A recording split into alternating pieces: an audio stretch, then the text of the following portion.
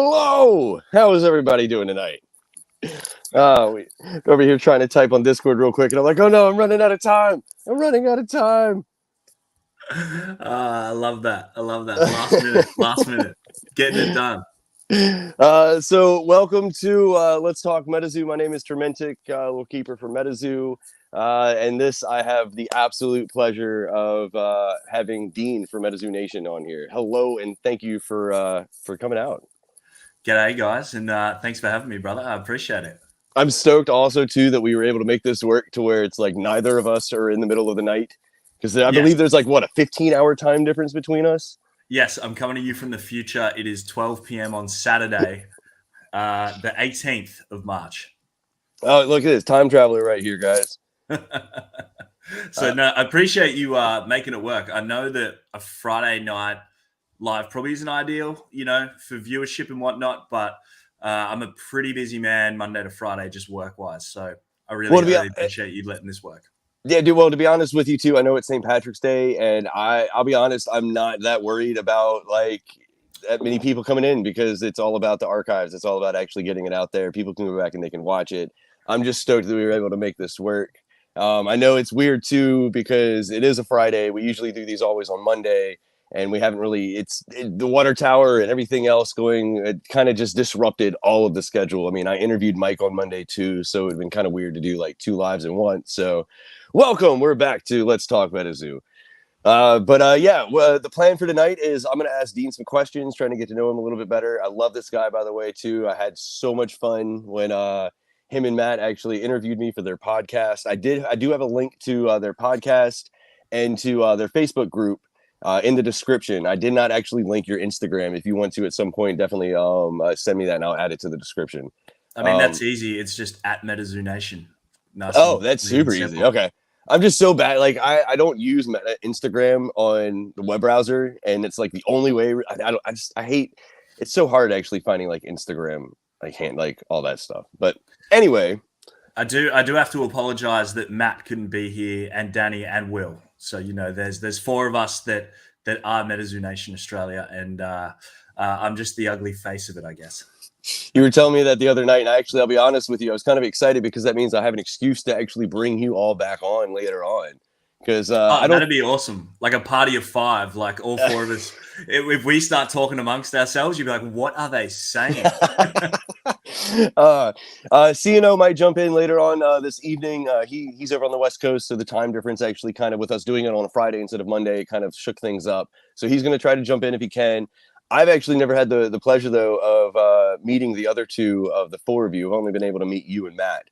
So I'm stoked to be able to actually... Are all four of you coming over to the States around Casters Cup time? No, unfortunately. Everybody's schedules are pretty hard. So we're hoping to have a crew of 10. But we'll just see. I mean, look, that's October. That's really far away. I want to try and get to a tower as well. So that's sort of my main prerogative at the moment is either Spirit, Flame, or Dark, because they're the three decks I'm more confident in. So I want to try and make one of those towers. It'd be awesome to come over there and win one and be like, and then be like, all right, I'm moving the tower to Australia. You got to come face me. I was gonna say, how would that actually? If you won the tower, how would that work? Like, because you'd have to come back to defend it. Which is okay though, because travel costs are then covered by MetaZoo. So.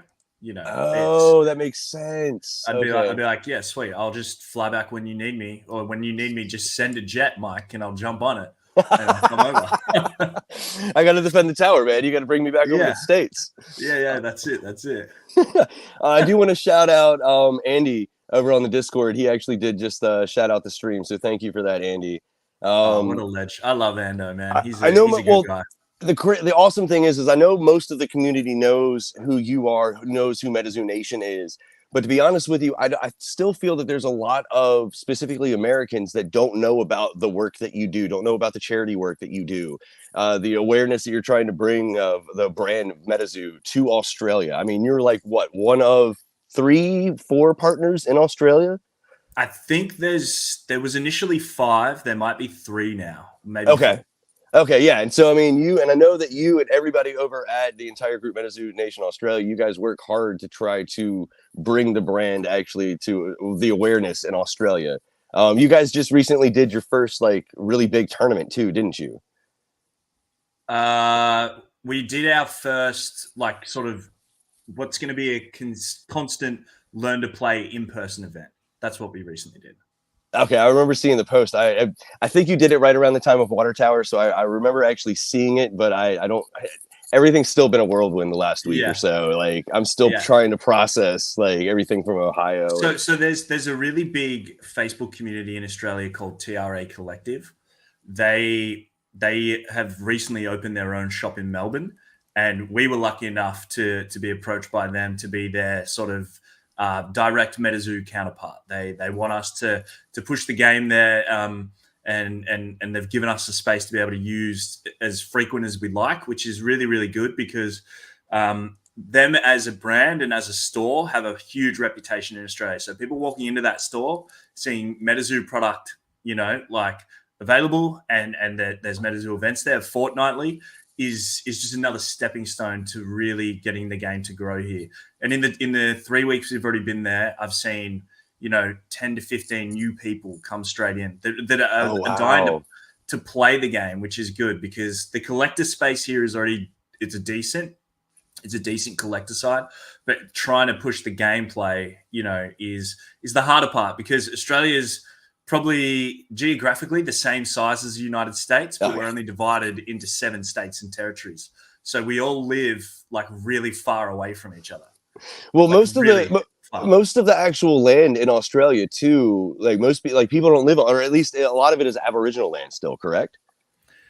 Well, everything is Indigenous owned land as such. So there's been a few political things over the last couple of years that basically, rectified that issue because the history of Australia was it's an indigenously owned country by people that still live here.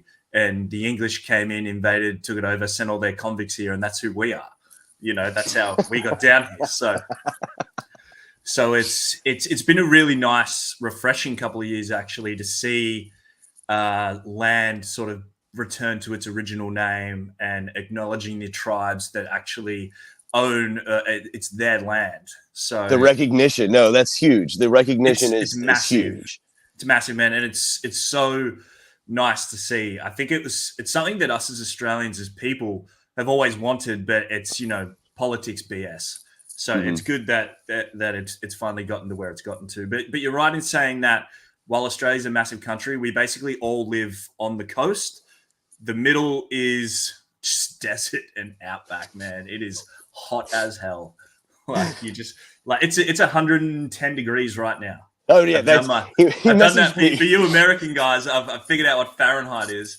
He messaged me as soon as he woke up and he was like, "Oh, it's just it's a nice 100 degrees here in Melbourne." And I'm like, I laughed at it. And he's like, "Oh yeah, by the way, I looked that up in Fahrenheit for you Americans." And I was like, God. Oh, by the way, disclaimer. There might be some swearing on the live tonight. That's just the way it is. Australians like their swear words, and I'm fully okay with it. I love it. And a lot of times it's used in a way where it really works. Like you kind of need to. Also, at some point during the stream tonight, we only have 2 hours, by the way, with him because he actually has to go to a wedding today. All right, well, tomorrow. Depends on where you are. I'm going to be at a wedding in 3 hours. In 3 hours, people. So we only got a couple hours with him. But I do have Tim Tams. He sent these to me, and I'm going to try them live on stream. I wanted him to see my reaction because I've never tried these before. Have you got somebody that could potentially bring you a cup of coffee? Because what you want to do with those, it's called the Tim Tam Slam, right? So you bite off a corner of each. So, it's like a rectangle. So you bite off the top corner and the bottom corner. You use it as a straw, and you suck some coffee through it. No way. It melts the biscuit. You throw it in your mouth, and I swear to God, you will never experience that kind of euphoria. Okay, I'm pretty confident that my wife Chelsea is actually watching the stream. So Chelsea, if you were watching the stream, please bring me a cup of coffee because that would be amazing. Like it'd be amazing. Yeah. You just got me so hype on some crackers, man. Like, what, they're not even crackers. What are they? Wafers? They're like chocolate wafers. I don't know, man. I'm so excited. I mean, Harley was calling them wafers the other night, and I was like, I don't know if I agree with that. It's kind of like it's a biscuit. It's like a biscuit with chocolate in it. Yeah, bro. It's like a soft chocolate biscuit So it's 2 biscuits. In the middle is like cream chocolate wrapped in chocolate. So it's just nuts. I mean, it was good to see Harley enjoy it. Harley ate it. He's like, I saw it on his face, and that's what I was like. Okay, I have to wait to actually do this when I have you live with me. Yeah, he said to Epic Mum, he's like, take these away, or I'm going to eat them all. And that's the way it goes down. Matt told me when he was packing that box to send to you, he bought himself a pack of Tim Tams and he devoured the whole thing while he packed that box. I think I read that comment actually in Harley's live. Like, I laughed. So the other really, really, really cool thing is I also MetaZoo Nation Australia actually sent me some stuff, and I want to give away some of it live on stream. What they sent me though, like this. Look at this beautiful playmat right here. This thing is gorgeous, and I found out that it is it's only limited to 50 of them. I think you said. Correct. Yeah. So we're going to be giving away at least 2, maybe 3 of them. Towards the end of the stream, so definitely stick around because these things they're nice quality. I was blown away. We were really, really happy with the quality. Like I said, we limited it to 50 because that was our test, I guess, and we kept it a really nice, simple, clean sort of look. And when we got them, we were like, "Sheesh, but these are nice." These are nice. So. And he sent me a koala army. I don't know if you actually saw my opening last night when I went through the box. But he sent me like a koala army, so I'm probably going to end up giving away 2 of the koala bears too. Which Harley, by the way, check it out. Right way. Check it out. Oh, here's the camera. There's a clip in the back right here that you move. That you. That's how you open them up. We don't have to do this because He said I did the same thing last night on my stream. Yeah. Now you know how to use it. So they're little beautiful koalas. I love Australia koalas, and I'm probably going to end up giving away these 2 as well tonight. But yeah, welcome. It's 12 minutes. We were talking about some crackers. Man, there's so many legends in the chat already. I'm looking at it. I haven't even been looking. Who's all in here? We got Epic. Everybody's in here. I saw Cardboard and Coffee, English Gentleman, Wayward, Caster, Scott and Cinderquill, Latest. Gail, what's up, Gail? Oh, MetaDoom, what's up, dude? How you doing? There's my boy, Will Swain. So Will, as I mentioned earlier, he's one of my admin team. He's an absolute gun. He's our version of the English Gentleman. He's an English fella that's been living here for quite some time. So he's moving down to Melbourne soon, which will be awesome because then I can get him involved in so much more stuff. Because he's gonna live. Awesome. I'm like, bro, get a house like a kilometer from me. Like we need to get to work. Oh, that's awesome. It's gonna be sick.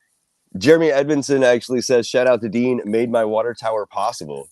Yes, I hooked Jeremy up with a Manaya. No way. Oh, that's awesome. Oh, my God. I love you, Chelsea. So, she brought me some coffee. Oh, yes, Chelsea. My wife is the best. Yes, man. I love that. Unsung hero. 9 p.m. coffee. Let's go. Yeah. I'll be up till midnight. You want to do it while the coffee's warm because it needs to melt the chocolate on the inside, right? Okay, so we're gonna do this now then before we get. Let's do it now. Let's do it. All right. It could be worse. Right. I could force you to shoey the coffee. That's another thing we do down here. With shoey a coffee. You don't know what a shoey is? No. Oh shit. I'm a little afraid to ask now what it is. It's gross, man. I don't do it, but it's like I think Daniel Ricciardo, who's a Formula One driver. I don't know if you follow that sport. Or not. He kind of put it out to the world last year. So it's basically you tip your beer into your shoe and then you scull it. Oh my God. I'm good. Yeah, that sounds like Das Boot, but so you know who did that. You know who did that? Chris from Caster Society. I've got a really, really good relationship with him. And we've done some charity stuff together in the past. And on one stream, if we got to a certain number of people on the live, I think it must have been 160 or something, and we pushed it, and we got it there. And he did a shoey of milk live. It was hilarious, God, gross. Man. He committed to the cause. All right. So this is so everybody can see. This is what the beautiful wafer looks like. Not even cookie. So what am I supposed to do with it? It's a biscuit. So what you got to do is bite off a small corner on the top and then bite off the opposite one on an angle on the bottom. So like here and here. Yeah, and then holding it like that, use it like a straw and then throw it in your mouth. Okay, all right. We're going to see this in real time. Hold on. Let's go. Oh, that's dangerous. That's good, right? By itself, that's dangerous. Oh, my God. Yeah. So then take off the Yeah, other they aren't corner. going to survive the night, man. Oh, Yeah. oh, they're I gone. told you. These things are glorious. And then and you literally use it as a straw. So suck through one corner, dip the other corner in. You'll feel it melt, and then eat it. Now eat the biscuit. No, eat the biscuit. I dropped the biscuit. No, that's what I was saying, man. You got to throw it in. I dropped the biscuit. The biscuit melted and it dropped in the coffee. That's what happens. I could see it on your face. I was like, he's taking too long. Oh my God, that is like, that is amazing. Yeah. Yep. But wow. We just changed the world. Arnott's. That was like, who make Tim Tams, their stocks just rose. Like, wow. Like that was like every Oreo I ever ate before in my life all at once. Oh, man. Oh. All right, excuse me. We're going to have to end the live. I got to eat some Tim Tams real quick. Oh my God, that was delicious. Okay, so I might have to put those away so I can eat those early in the morning. That you got to be quick. That is true. My mic's all the way down here now. Oh my God. Yeah, that my mic. See if you can hear me better. God, that was amazing. Yeah, I ate the Tim Tams. Don't worry, Hasbar. You'll see me eat some more Tim Tams during this stream. Trust me. I got to make sure that I actually mute myself so nobody actually wants to hear me crunch. No, so anyway, well, you did a good job. All right, so I can eat another Tim Tam real quick. Explain to us what exactly got you in. Okay, let's start at the beginning. Have you always been interested in TCGs? Yes. What are some that you actually when you were younger, or what got you into TCGs? So when I was, younger in primary school, Pokemon and Yu-Gi-Oh was rife at that time. It was everywhere. So I collected Pokemon as a child, and I played Yu-Gi-Oh as, I guess, probably around when I was 9 to 11. Before I got to that age where I was interested in the opposite sex. That's obviously when you drop those things and you're like, all right, I got to focus on other stuff right now. But so I played a lot of Yu-Gi-Oh as a kid. Me and my little brother used to play it. So that sort of was really, really good aspect of learning, like TCGs and stuff. But then, as I said, as you sort of get older, as we got older, that all sort of went to the side. Shout out to my mum, though, who never threw anything out. So when the boom happened, I was able to sort of, go back and appreciate my collection. But so TCGs, it's always been a thing. Yeah, you did it right that time, and it hit different, didn't it? It was good. Oh my God, you can probably see it in my face. I'm gonna have to go back and actually watch this just to see my face, because that was amazing. I gotta put these away, or I'm literally gonna eat all of them. That's called the Tim Tam Slam. That's why you do it quickly, because you gotta drink it and then chuck it in. You got to get a big old cup too that has a big old opening, so you can just dunk it right in there. Oh my God, that's gonna be my breakfast. That's it, man. But TCGs have been a thing that I've always appreciated. I've always sort of played a part. I've always been a collector. I've always played a couple of games.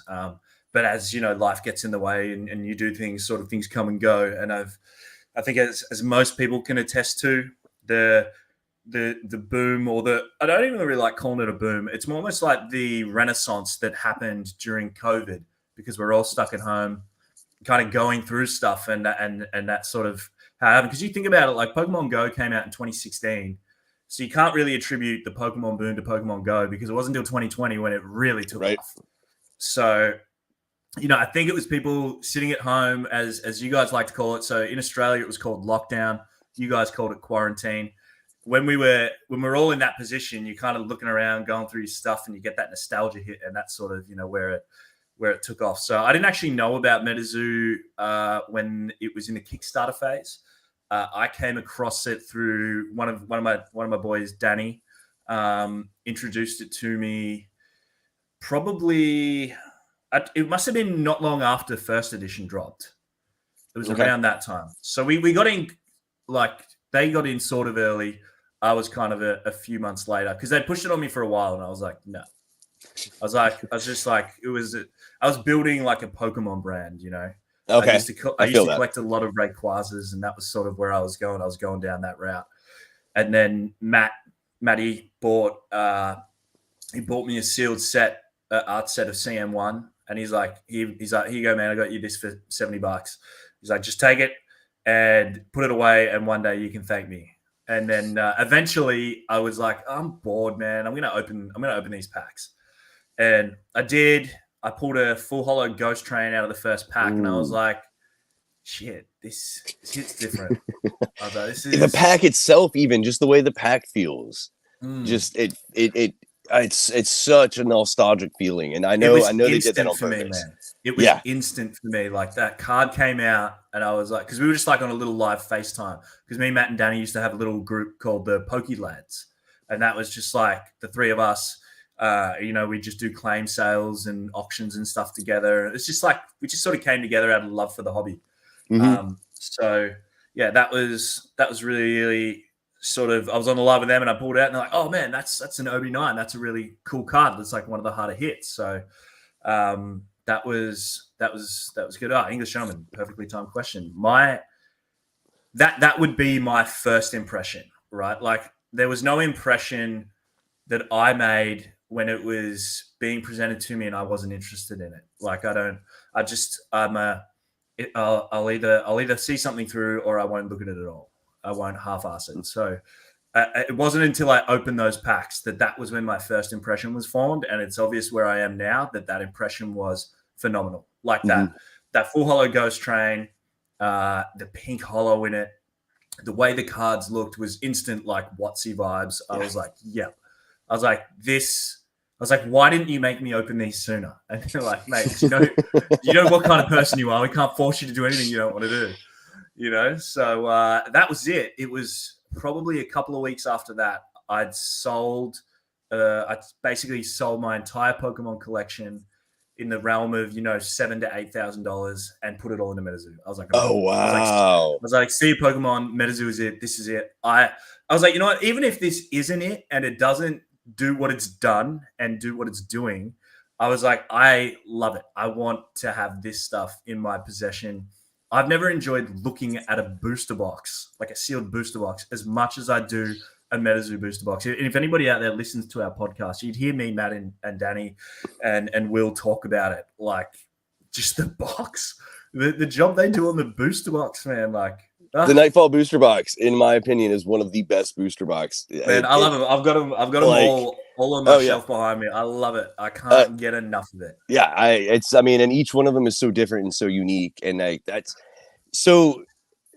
It's funny though because like I was kind of almost in the same boat where I wasn't involved with the Kickstarter whatsoever, and it wasn't until I actually got my first booster box when the first edition first came out in August that I really started seeing some of the cards. Because I don't know, for some reason I knew the Kickstarter kind of existed. I had a buddy that kind of got me, like, told me about it, same like you, but it wasn't something that I was focusing on. And then as soon as I saw the artwork, I was like sold. Yeah. Did you really sell your Pokemon collection to buy MetaZoo? It's gone, bro. That's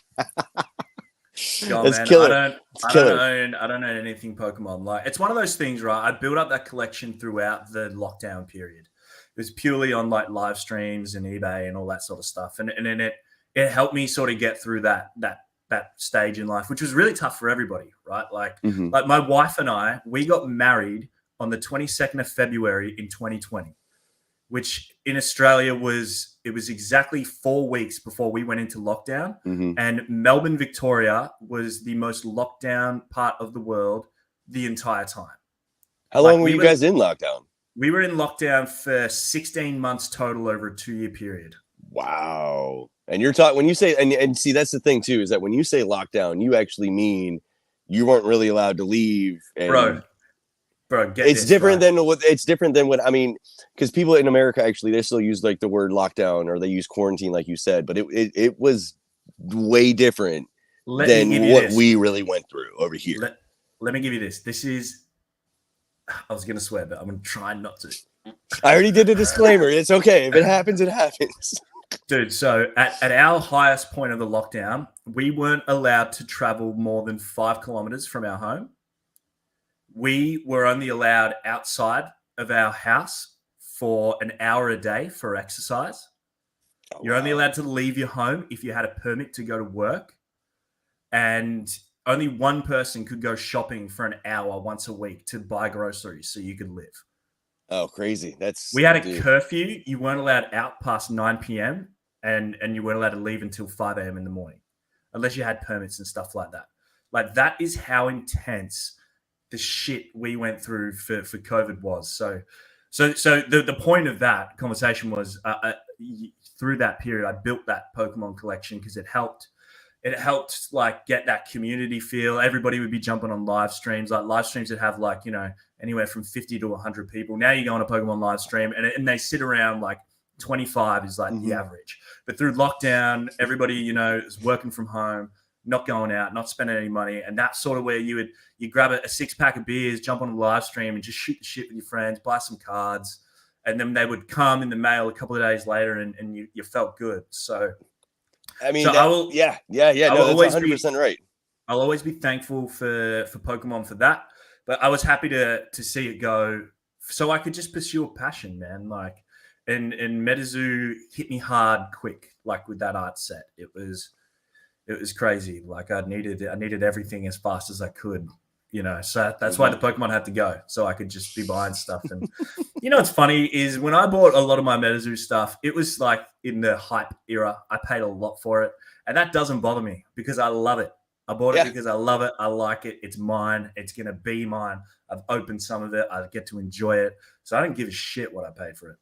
The last card I needed to actually complete my master set of Cryptid Nation 1 was a Mothman, and I bought it when it was like well more worth than what it is now. But the thing is, though, and I'm very, very vocal about this one, but I'm not worried about what the prices are now, because I can see where things are going to be in 15, 20 years once we actually have all of Cryptid Nation out, all of Yokai, all of Grimm's Kingdom. Once we get the Cryptid World, like, I can see the growth potential that MetaZoo has. And so and that's the thing, is that a very unique thing I have the opportunity of doing now that I work at Super Galactic Games and Comics, is that I can see how collectibles as a whole is down. It isn't just MetaZoo. It isn't Pokemon. It isn't Magic the Gathering. It isn't Funko. It's everything across the board. Bro, I work in finance and real estate, so I can tell you right now, it ain't just collectibles. It's fucking stocks, banks, property. It's everywhere. It's where I don't know if you guys are in America, if they've said it's a recession yet, but my God, I'm telling you what, we're in a recession. Well, I think after everything that happened with 2020, I think it's going to, and I keep trying to stress this to people, it's going to take years to actually get back up to the capacity and the levels that we were when it comes to commerce, when it comes to travel and things of that nature. And 100%. It's just one of those things where you can't take a fully running machine, stop it, and then expect it to immediately get right back up to where the RPMs that it was at. Like, it's just not how it works. But I do feel, though, that as we get into the later half, like I want to say 2026, 2027, I think there's going to be good things. I think once we can get over this hump right here, because it's global, it isn't just one country or another, one continent. Correct. Yeah. Once we get over this hump, I really feel like we're going to make a lot of leaps and bounds. 100%, man. It's all historical data. Like, you go back and look at it, and the first time it's happened, it's not going to be the last time it happens, but every time it does happen, we come out as a human race in a better place, in a stronger direction. Happens every time. You just gotta hold on, people. Hold on and enjoy the ride. I mean, I know some of it's hard, but like, shit, there's always a silver lining. There's always positivity. Well, the beautiful thing too, and actually something that's a testament to MetaZoo, is that even in this type of climate, because I don't ever usually talk like values or prices, secondary market, or anything on my channel, but I do want to say this. It's very impressive to me that in this market right now that we're in, and especially with the, you could almost say, oversaturation of new TCGs, everyone's trying to copy the success that MetaZoo had initially. I've seen that over the last 2 or 3 years now. Everyone is trying to copy them. So for them to be able to sustain themselves, maintain themselves, and see the exponential growth that they've had, especially, I keep comparing everything from New York Comic-Con last year till now. Yeah. That exponential growth over the last like 5-6 months is ridiculous. And then when you compound that with the projected trajectory, if you will, for the next, like, let's say 24 months or so, it's insane. And I'm so proud of MetaZoo as a company of actually being able to get that foothold in during everything that's going on right now financially, like globally around the world. Like it's super impressive to me that they're not only just sustaining and maintaining, but they're thriving. You know what it is, man? It's purely the love for the magic that Mike has. That's what it is. It's that business and what they put into it. Like we discussed with him when we spoke with him on our podcast. Like, you know, it's the things that he loves and believes in and puts into it that we all appreciate and we love. Like I don't understand. And I said that to Mike. I'm like, how the hell do you keep making each set release better than the last one? It's like, I'm like, how does that happen? Like, you start off with red ink, then you get an old scratch, then you get Green Man golden tickets, then you go secret rares to space. And then what they did with Seance was really good because a lot of people were saying, hey, you know, let's not have a 1 of 100 secret rare and make it a bit more attainable for people to get secret rares. So I don't know if it's been confirmed, but the assumption is it's all the gold beasties in Seance come as 1 of 20 serialized haunted rares, I guess we could call them. Ooh, I like that. With those foil patterns, which would mean there should be 500 of them, which gives so much. I never pulled one until I hit one in Seance, so like it's obviously a little bit easier. So I didn't know you hit one in Seance. Which one did you get? It's over there behind me. I pulled the second basket ogress. Oh, nice. Oh, dude, that's awesome. Yeah, it went to PSA and got an 8, but I didn't give a shit what it got. Like, I'm keeping it. Shout out to Alan also. He actually runs a website where he keeps track of all the serialized rares. Serialized rares are real. I just messed up his call sign. But yeah, definitely. I believe his website is what is it? Secret? No. Oh God, I'm gonna have to. I'll find the website and I'll actually put it in the description. But yeah, he has a list of everything, all of the secret rares pulled, all of the publicly known ones at least. We actually pulled 2. Get out. So my MetaZoo partnership is part of a business that I run with another guy called Kernsey. He's a really, really good friend of mine. So I always go live to rip packs. I'm like, if I'm just bored, I'm like, I'll do a live stream. I'll just rip a couple of booster boxes to see if we can hit one. Let's try and, you know, pull one in Oz and get it on camera. So I didn't go live. Grabbed a couple of random Seance themed decks out of our stockpile and said, hey, let's just have a couple of beers and rip a few packs. And then that's how it happened. I pulled a basket ogress, and he pulled the only Splinter Cat that's been pulled. Oh wow! So far. There's a ton of Seance ones that we haven't seen yet too. There's still 4 of the Majestic 12 we haven't seen yet. Yeah, bro, it's nuts, man. I don't know. People, if you don't want to rip your UFO, send it to me. I'll rip it for you. That's fine. Yeah, send it to me. I'll buy it. I mean, let's go. It's like, but it's like Wilderness, bro. There's no silver tickets yet, Paul. We're assuming there's 1 in each SKU. So there's 3 golden tickets. Is there 3 or 2 that have been pulled? I think it's 2. I think it's 2 golden. I think it is. I think you're right. 2 gold, 2 go bronze. Like, and I see people here in Australia like selling their Wilderness, and they're selling it cheap. And I just like hit them up. I'm like, dude, yeah, I'll take it. Yeah, you want to sell it? Okay, I'll take it first. I was like, it is. Why on earth would you sell it for that when it's the one set that has tickets in it? Mike said there won't be tickets in anything else. I think he said that. I mean, I don't know, but anyway. Well, Prism Star still actually goes for a good amount too. Yeah, Prism Aura here. Prism Aura. I said Prism Star. Yeah, Prism Aura. I was gonna just correct you and move on. I wasn't gonna embarrass you like that. But Prism Aura here, if you pull a Prism Aura out of a Wilderness box, it covers your cost of the box. Not to mention the fact you can hit a Green Man, Silver, Gold, or Bronze ticket. Like, it just baffles me, man. So I'm holding a lot of Wilderness because I just slowly open it. We sometimes run breaks here. We do like bounties. I ran a bounty recently. You hit any wild 7, you get a free native blister. If you hit 3, you get a release deck.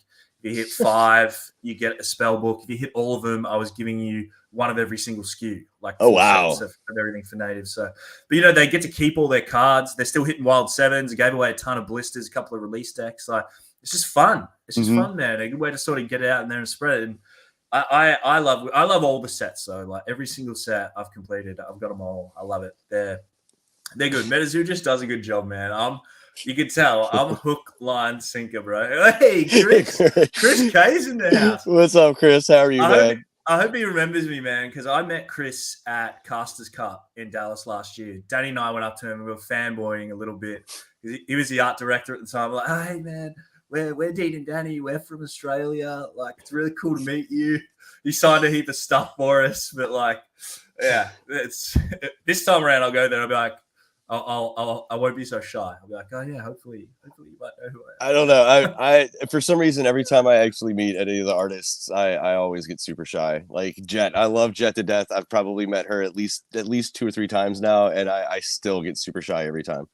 Man, Jet is awesome. So another story when we were in Casters Cup, that Saturday night, myself, Danny, Chris from Caster Society, Argos, Andy, Afton, Jet, and 2 other guys. I can't remember. One of the guys that does the music for MetaZoo and another one of their staff members. We went out and the added color guys. Yeah, I think so. Yeah, yeah. I'm so jealous. We went out and we went drinking, bro. Like I was telling these guys, I was like, yeah, this is how we do it down under. Like it was just shots, like beers. And we had so much fun, man. Like that really resonated, I think, with myself and Danny. We were just like, this is so cool. Like we're hanging out with the crew. Like it was just really nice to have see those guys in like a normal setting as well. Like, you know, Andy, Afton, Jet, and the crew, like they were just hanging out. Like they've been working all day. They just want to have some drinks and chill and shoot the shit. And who better to do it with a couple of kangaroo riding nufties like us? I do want to go back though real quick too. We were talking about the secret rares, specifically the ones from Seance. Yes. I think one of the reasons why we haven't seen a lot of these, and I haven't really been vocal about this, but I think one of the reasons we haven't seen a lot of them is that people assume that when they have a full reverse hollow box, it can't be in there. For some reason, everybody assumes that the secret rares can only be in a full hollow spot. And I'm like, no. Send me your reverse hollow packs. I will open them and prove you wrong. Yeah.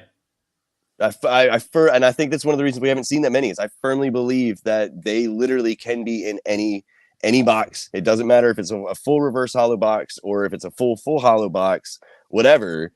I fully feel like they're in those boxes. You know what's funny, bro, is you can open a box of Pokemon cards and we know that those packs aren't necessarily, you wouldn't say they're mappable, but you know what the hits are, right? Mm-hmm.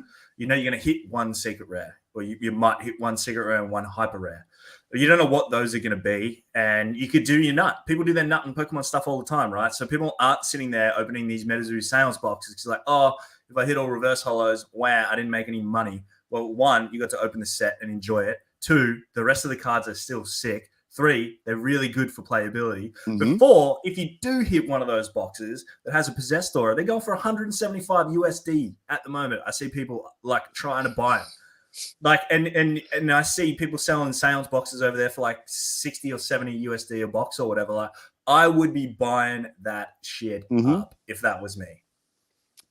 Somebody asked if the mapping was a mistake.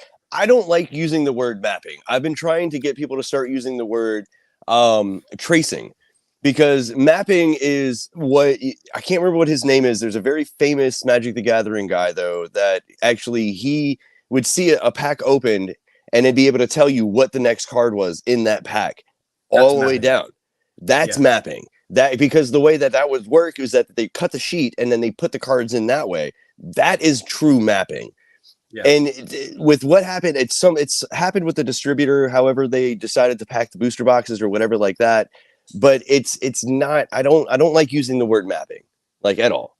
I'm just going to quickly say, Chris Cameron, Chris K remembers me. I'm done. I'm last complete. I'm happy. Thank you, Chris. Fuck yeah, that's awesome. I'm stoked. I'm so stoked with that. But so on that particular seance issue from the printer, remember, Mike does not hand pack these. People that are shooting him up in the DMs, screw your head on straight. He ain't packing these packs.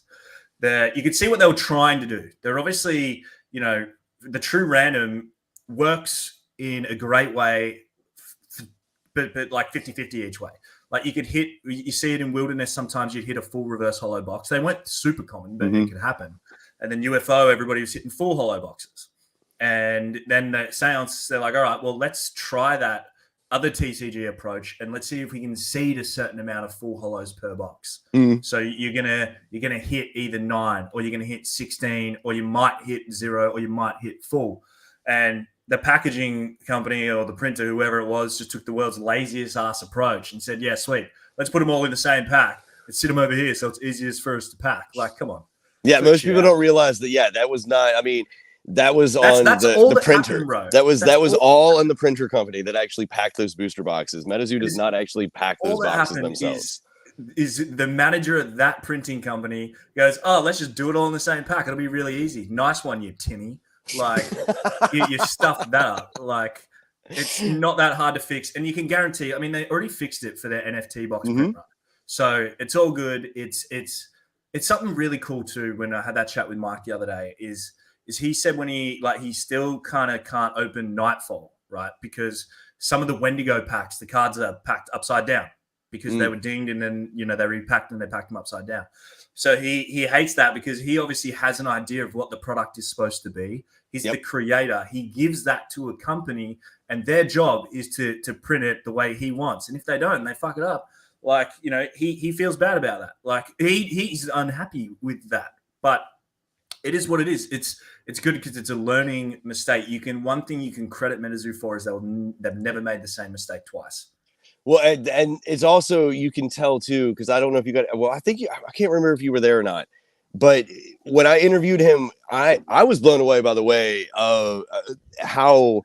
Actually, I got to pick a bone with you about that. Because you usually tailor your live so I can be there. That one, I woke up and it was like 6 a.m. and I only caught the end of it. I didn't get to pick the time. Like, I didn't get to pick the time, so don't blame me. Because I always try to include you guys because I love you guys be like in the streams, the way that you chat, the way you hype things up. What I was saying though is that it was really, really cool to me how in depth he went with the card creation of the jewelry cards, and then the transformation of it, then going to the golden age hero stuff, and then it going into MetaZoo, and how I had no idea that some of the first cards and stuff like that he actually made at home, like completely, and so that blows me away. That blows me away. He was able to do that at home. I would assume, bro, that you know how they talk about, you know how the silver ticket is supposed to be redeemable for a prototype Mothman? Mm-hmm. I can almost guarantee that they're probably the ones. Like, they'll be the cards that he would have probably made himself. And he's probably got a couple of them left. Mm-hmm. And that's what they're for. Like, imagine that. Like, Mike made this card in his actual basement. Like, that's just crazy cool. Like, that's the one I want. I'd take a golden ticket, don't get me wrong. But like, damn, if I pulled a silver ticket, if I pull any of them, I'll be happy. But a silver ticket, that is elite. That is proper history there. The amount of time though he was telling me about the amount of time he had to spend in order to perfect it, to get it right, to like something wouldn't work, so they'd have to reevaluate and move forward again. It's just like and he literally said it took months in order to perfect that actual that way. So you're right, that prototype Mothman, I didn't even think about that. It's probably one that he did make. You're right. I reckon it's super, super cool, man. Have we actually ever seen a picture of the prototype Mothman? I know we've seen a picture of the Quetzalcoatlus. I think Aoki has one. I think. Okay. Don't quote me on that, but I feel like he does, and maybe it exists. Let me have a quick look. Yeah, I can't remember. I don't know if we've ever seen one. I know we've seen the Quetzalcoatlus. I think there's one more too that we've seen, but I can't remember what it is. But yeah, so what's your favorite actual MetaZoo set so far? It's like asking me who my favorite child is. That's a tough one. Jethro says that Aoki does have one. Okay, sweet. Yeah, cool. Well, I saw an image. I was just having a quick look, and if that is it, that is very cool.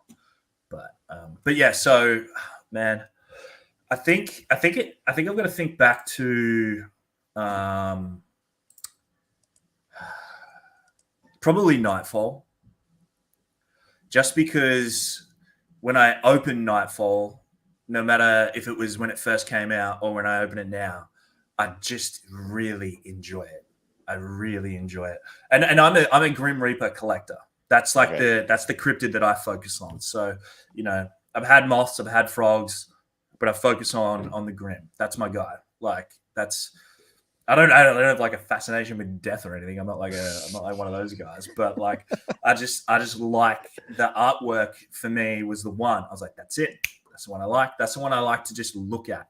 So I guess that probably is a reason why Nightfall as well. But it's definitely the set I think I enjoy the most when I go to. I love ripping, CM1, Kickstarter, CM2. Like the base set's elite. It's so good, but Nightfall for me is just the one that when I could just you could not give me enough Nightfall boxes to open where I get to a point and say my arms hurt. I would just sit there. Oh wow. Like a dog eating its dinner. Like I just sit there and just keep going and going and going. Like it's just that good. And I need an old scratch. Somebody hook me up. Find me a dinged up old scratch. I don't know if you could even find a dinged up one. I think the lowest graded one I've seen is like maybe an 8. But I mean, there's so many of them. There's that I think we've only actually seen less than half of the old scratches. Yeah. It's because nobody wants to rip the booster boxes because the booster box looks so sleek by itself. It'll be less than that. Old scratches would be sub 40 pulls. Like it'd be like in the 30s, if that. Surely. Wow. Yeah. And that's the only thing though, is that old scratch can only be pulled from a booster box. So I don't know. I'm assuming you listened to my podcast episode with Mike. Mm-hmm. I'm going to give you. I haven't had a chance to listen to yours, no, because I've had to work the last couple of days. I know. Sorry, guys. It's been a good stream. I got to go. See ya. Bye. Laters. Out here. Where's this button? Here we go. Bye. No, I just lost him. He left me. He left us. Us. All right. Well, this is good though. This is good because it means I can talk about it. So we chatted about that with Mike on the podcast, and it was something I didn't know. People might already know about it, but I thought it was really cool. So there was 100 God packs that were put into the Nightfall booster boxes, and 10 of those God packs have an old scratch in it. Ooh. So if you ever hit a God pack, know that you are at 10% chance to hit an old scratch. Then the other 90 old scratches are just throughout the booster boxes, wherever. Oh, so that's cool. So not only do you have the chance to hit a God pack and hit either all reverse hollow or all full hollows in the pack, but you could get to the end of that pack and there could be a scratchy boy just sitting in there. Now, if that ain't the greatest TCG experience known to humankind, like I don't know what is. All right, I need some Nightfall stat. Somebody send me some Nightfall. Yeah, I didn't know. That's crazy. I love that. Will's doing. I think he's breaking half a case for our community tomorrow. So heaps of us bought in. Just I think we got a lot of people just bought 10 packs. So that'll be awesome. That'll be a stream. If an old scratch pops out, man, I don't give a shit if it's me or someone else. I just want to see that happen. You know what I mean? So tell me, because I think that stream is actually part of the fundraising stuff that you guys actually do, correct? So everything that we do, every live stream. Tell us a little bit about that. Yeah. Okay. So when we created MetaZoo Nation, one of the first things myself, Matt, Danny, and Will said we were going to do is use it to better others as well. Like you see a lot in just the world in general, not in TCG communities, but a lot in general, people taking advantage of positions they're in or whatever, and just doing it all for themselves. We don't just do it for ourselves, do it for other people. So whenever we run breaks, whenever we run, competitions, all that sort of stuff, a certain percentage goes to a charity that we've decided to work with. So I think last year we raised just under $6,000 for a charity down here called Beyond Blue, which is the biggest charity around mental health, which thought was awesome. Was something that needed some support after what everybody probably went through over the last 2 years. So that was really good. I feel like we're 75% of the way to our goal to raise 10 grand for that charity, and then we'll select another one. Oh wow! So it's just that it's one of those things. Everybody gets around it because it is for a good cause. It's just. I'm not saying that when we do breaks, there's not like that we can't make any money on them. But the idea is if we can bring something to the community, bring them together, and raise some funds for charity, like that's it. We don't necessarily run we do run fundraisers every now and again. Like we'll put something up, but this is 100% to charity. But every time we do a live stream or anything like that, there is a portion that goes to Beyond Blue. even me as a partner, me and Kernsey, we didn't tell anybody this, but with Seance, we donated, I think it was about 5% of what we sold went to charity as well, to the Kids Helpline, which is another charity down here that does like work with Kids Helpline. It's like a phone line that kids can call up like when they're distressed, stuff like that. And then for Native, we're going to donate to Beyond Blue because we're trying to hit that 10K goal for Beyond Blue. So then we can select another one to work with as well. It's just one of those things, man. Like, if it can be done, do it. That's it. That's all. Well, and that was one of the things I wanted to actually bring up was that MetaZoo actually recognized both you guys and me at the same time back in November and gave us the medals. And one of the things they specifically actually brought up was all of the fundraising efforts that you've actually done over the last year or so. And that's awesome. And that's brilliant. I didn't know that it was primarily a mental health organization like that. Yeah, Beyond Blue. Yeah, it's a big charity. Like it's not a small one. Like it's money ain't being like siphoned into some other criminal organization. Like you're right. You can Google Beyond Blue, like they exist. So yeah, it's just one of those things that I think the four of us sort of just decided like, yeah, they've supported us when we've needed it as a charity. And there's no harm in doing it the same. Like they're not enormous donations as such, like off a single stream, but it's consistent and it's constant. Yeah. And our community get around it. They're like, absolutely. Like they know everything we do is going to benefit somebody else as well. So it's a nice touch. Like for us, it was a non-negotiable as people. We just like, that's what we're going to do. We didn't want any recognition for it. I mean, I appreciate the recognition for it, but I didn't want that to I didn't want to be recognized. You didn't do it for the recognition is what you're saying. Yeah, that's right. Yeah. We do it because we want to do it. And then it was nice to be recognized for that. Like I shared it in the partner server and said, hey guys, just something really cool. We just raised this much, and the charity sent us a letter and said, thank you so much, MetaZoo Nation Australia, for what you raised for us this year. I was like, oh, how cool is that? And then bang, yeah. And then awesome. That was when that happened. So I appreciate the recognition, but the work continues and it'll never stop.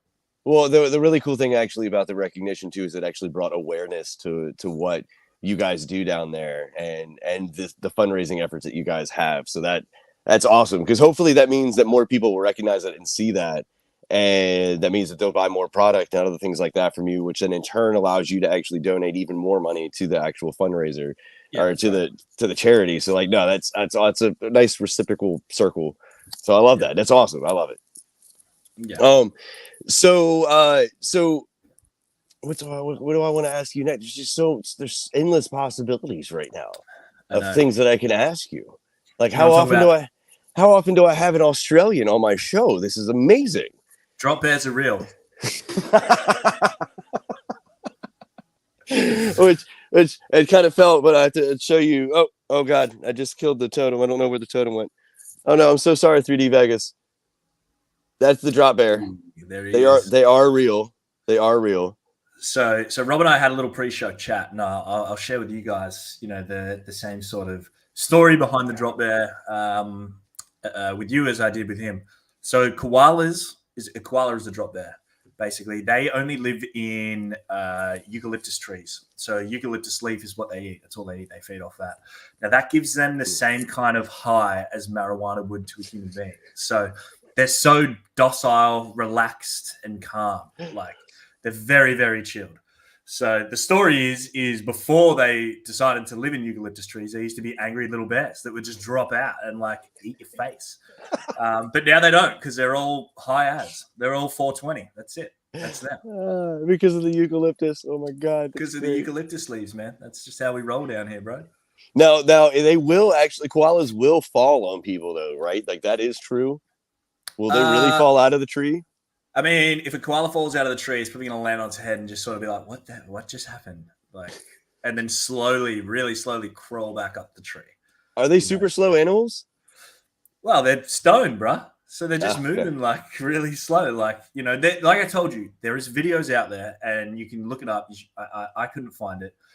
Of a koala like on the ground, sees like a 3-year-old toddler and just beelines for it, runs at it, grabs it and attacks it, and like all the parents are jumping on it, like trying to pull it off. Like, and these things have claws like massive claws, right? Because they just hang off the trees all day. So, I mean, drop bears are real, bro. You can't change it. Why did it come run and then attack the bear or the kid? I guess it was the same height as the koala, so maybe it felt challenged. Maybe it felt like it was another koala. Maybe it didn't get its eucalyptus hit, and it was angry. I don't know. Thanks, Harley. Thank you, Harley, so much. I had to make sure to actually throw that up there. I don't know if you have the ability, but if you want to, you can actually pin that at the top too, Harley. I love Harley. He's my dude. He does so much for the community. You both do. I got to meet him for the first time at Water Tower, and I got to tell you, it was like meeting an old friend. It was ridiculous. The content creator community, man, is a killer one. There's some really good people out there, and there's some really good up and coming people that I'm looking forward to watching their content as well. I love that we all support each other. We all lift each other up. I mean, the reality is if the content's similar, it's still different because we're all different personalities doing it our way. And that's it, man. Like it's just great. It's one of the other things I love about MetaZoo, man, is the community. Of course, there's some rotten eggs, but I mean, it takes one rotten egg to spoil a whole batch, right? So, you just anytime. And my thing is anytime I see any sort of negativity or anything like that, I always just kill it with kindness. The funny thing is, Rob, is I left one MetaZoo Facebook group and I don't see any negativity. There's one out there, and everybody knows which one it'll be because it's the only one that's not like. It's just like it's like a wasteland. I left that, and I don't see anything. Like everybody's happy. Like that's just some disgruntled people. Like, well, it's funny to me because, like I said, anytime I see any sort of negativity in any aspect on any of the platforms, I always try to kill it with kindness, and I always actually turn it around to where I'm like, okay, so why are you upset? And if you're upset, can you explain to me exactly why? So maybe I can help in some way. And 9 times out of 10, if you respond with that type of positivity, people stop because and it isn't just with MetaZoo, it's literally with any community, any TCG, any fan group. Yeah. You're always going to have people who that's just what they want to do. And so if you respond in a positive way, they don't know how to respond back because they're like, this guy's actually being nice to me and I'm trying to be mean. It's like, well, you can be mean. I'm still going to be nice to you, my guy. What you need? I love you. It's how it is. I love it. It's funny. I agree, bro. I agree, man. I agree. There's some other cool like Australian cryptids though. I think you wanted to talk about those. Oh, which one?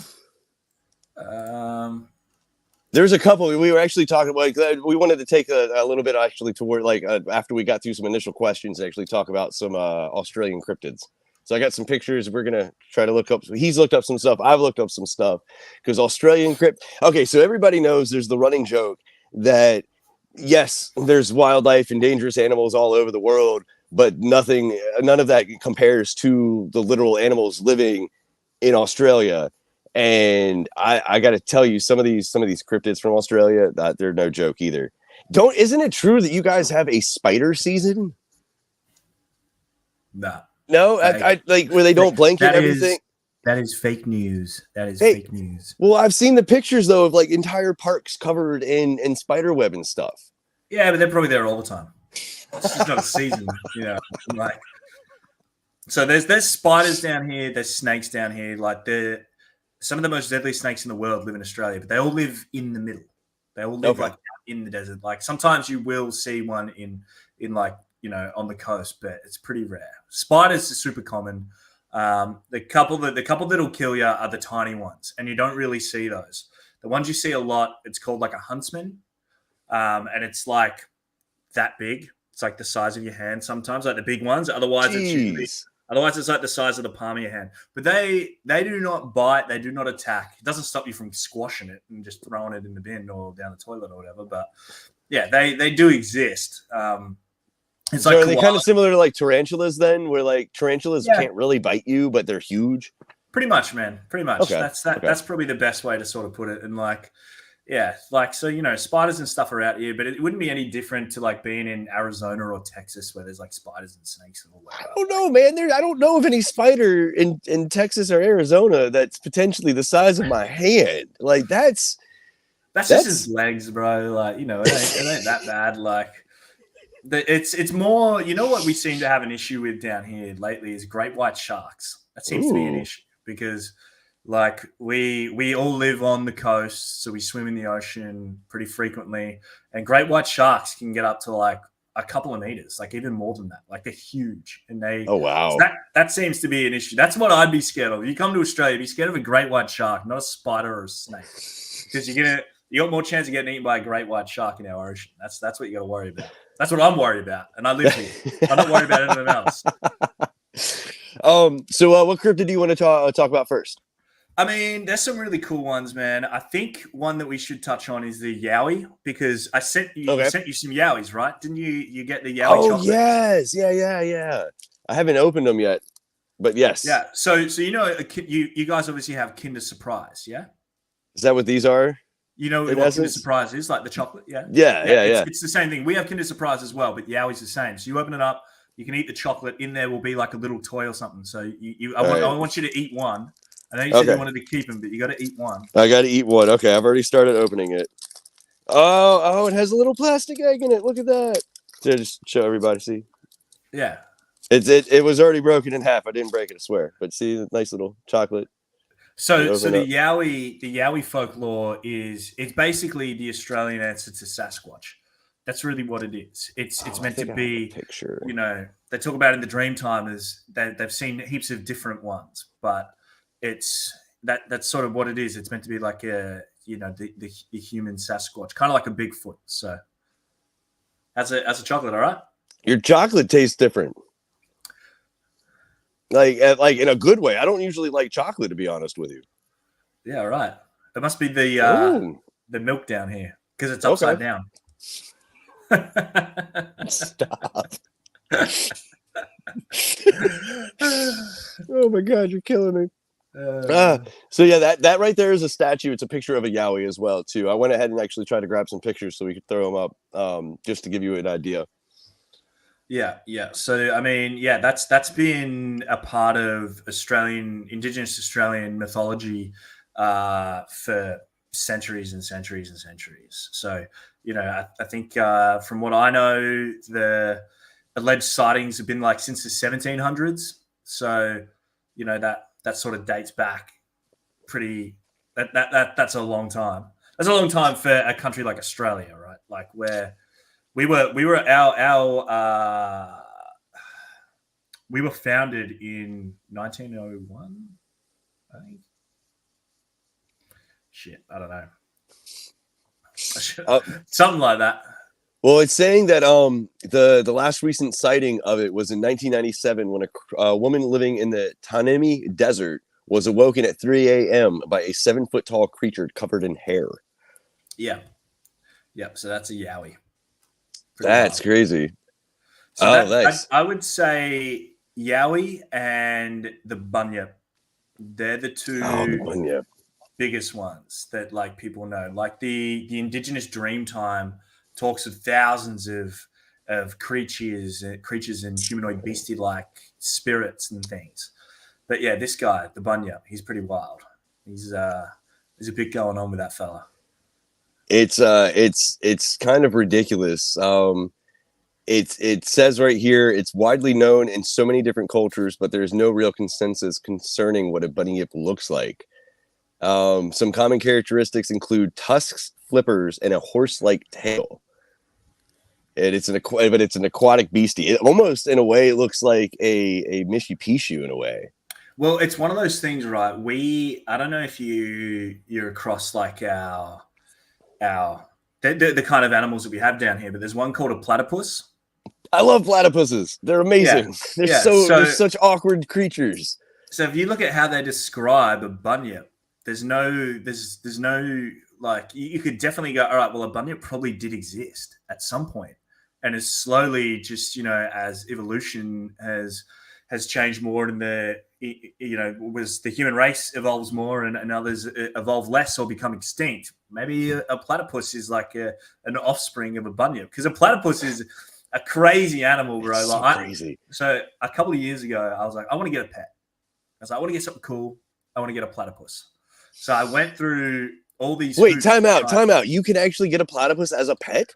It's very difficult. I'm going to get to that. So So what happens is you can't actually keep get a male platypus and keep them in like captivity. They're like all out. They like, you know, they monitor them for breeding and stuff. There seems to be a lot more female platypuses. So you can technically what's it called? You can basically sponsor one and then you get to, you know, just nurture it and help it grow and I guess keep it as a pet, but you don't technically own it. But you have to get all these permits to handle it because female platypuses have poisonous barbs behind their back legs. Oh, God. So it was all these hoops to jump through, and I was like, fuck it. Like, get a dog. I don't want a platypus that hard. I don't want to get a dog or something, man. It's just too hard to get a platypus, but it would have been awesome. So it would have been really, really cool. But Jethro was asking if they have poison in their claws. Yeah. So it's barbs. They've got poisonous barbs in their back legs. The female platypus do. That's ridiculous. Like, how deadly is the poison? Creature, bro. Oh, I don't know. Okay. I mean, we didn't get that far, people. I saw what I had to do, and I was like, nope, we're getting a dog. Look, like I told you, people die here from great white attacks, shark attacks, more than the 10 poisonous snakes in the world that live here, more than redback and whitetail spiders that can, you know, bite you and kill you. I was really hoping you were going to say "and platypuses" in that sentence. Yeah, no, I don't think there's ever been a platypus-related death in Australia. I'm just going to put that out there. I don't think that's happened. I've never seen or read about that. So, that'd be the platypus. I love that creature though. It's so weird. It's such a weird animal. Can you bring a picture up of a platypus? Can you do that? Let me see if I. Okay, yeah. Hold on. Entertain the people. I will see if I can find a platypus real quick. I want a chance to sort of chat to the comments anyway. I've been sort of seeing what's going on. So there's some legends in here. Jeremy, English gentleman, Jethro. We have the option to swim with sharks. Spiders live rent-free in our homes. That's it. That's basically the truth. Yeah. There's spiders everywhere, but they're not that bad. You know what I mean? It ain't that bad. Who else is in here? Harley's in here. How are you, brother? I've seen you comment a few times. Oh, okay. That's a good picture one. The freshwater sawfish Australia has is cool. Sawfish. Are you referring to like marlins? Is that marlins you're talking about? Oh, wait. Did I miss the photo of the platypus? No, not yet. I'm uploading it. Oh, okay. Cool. I'm trying to at least. I'm starting to. Oh, no. That's not. That is not the platypus. That is not the platypus. I know who that is, though. That should be the Hawkesbury River monster. Yes, that is. I know my stuff. You do. I don't. I might not let me show. I might have to get a different one. That's okay. Everybody knows what a platypus looks like, man. I'm determined. I'm going to find a platypus picture now. Ooh, that's a good one too. Save photo. There we go. Sawfish, not swordfish. Yeah, maybe Jethro. I'm not really across that. I know that we've got like blue marlin, which is like technically a swordfish. It's got like one of those really big noses, you know, like those big bills. I don't know about swordfish. It might exist. I mean, our ocean down here is crazy. I saw Harley put something in before talking about blue bottle jellyfish. You do not want to get stung by a blue bottle jellyfish. It is painful. You know, the only way to are you talking about like man of war? Or is that a different type of jellyfish? I don't know, man. It's a blue bottle. They look blue and they're see-through. Okay. I'm not across like the World Jellyfish Society. I just know about blue bottles, bro. But anyway, if it stings you, the only way to stop the pain is to pee on it. So you need to get someone to pee on it. We have a lot of jellyfish out here on the Outer Banks. It's why. And then every now and then the current will bring in some man of war, and they can grow up to be like 30 feet long. Some of them have blue on them. Whoa. Some of them have purple, but they can, I mean, I'm talking like huge jellyfish, like 2-3 feet across.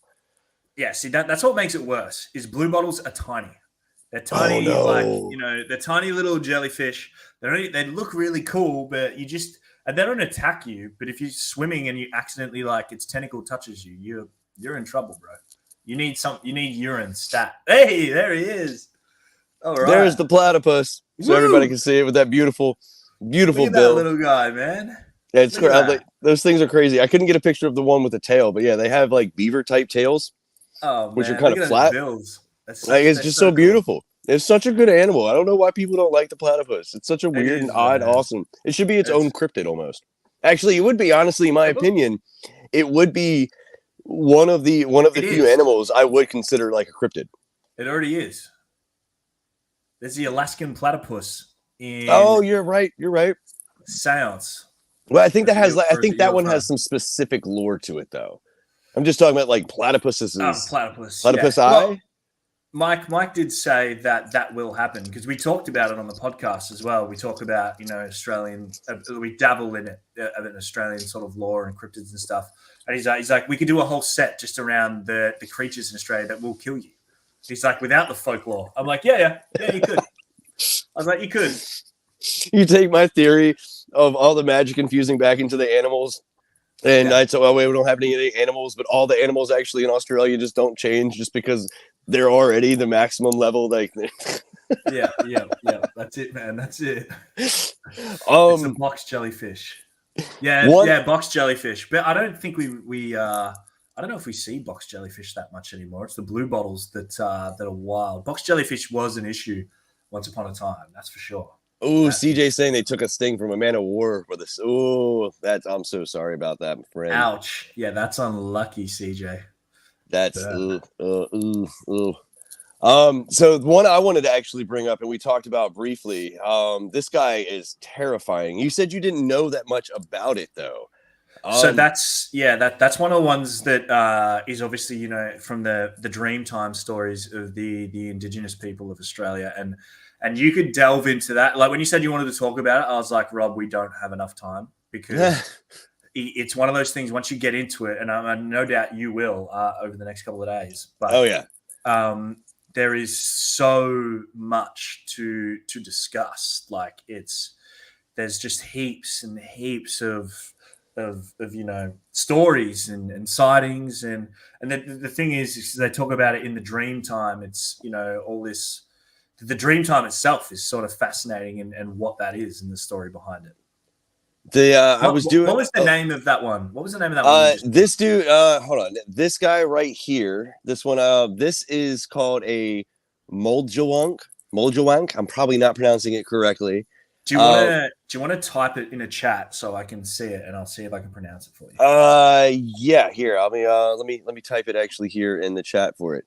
But it's saying that it is it's a race. Potentially, they're not sure. It could either be a race of merfolk, or it might just be one giant sea creature itself. It looks wild, that's for sure. It is ridiculous. But they're saying, but one thing is constant. You don't want to mess with them. Supposedly hiding under clumps of floating seaweed. So I would pronounce that as Moljawonk. Moljawonk. Okay, I love it. The Moljawonk destroy fishing nets and disturb those who are foolish enough to enter their territory. Though some local elders claim that the Moljawonk no longer exist, they still thrive in stories told to children that don't listen, pretty much, to keep them from playing it by the river after dark. Yes. But that thing is terrifying, honestly. It's huge, man. That thing is huge. But you brought up the dreaming. A lot of people call it the Dreamtime, but it's actually it's called, apparently, from what I found, by the Indigenous of Australia. It is called the dreaming. And it is like ridiculously fascinating. We talked about it briefly when you interviewed me a couple weeks ago.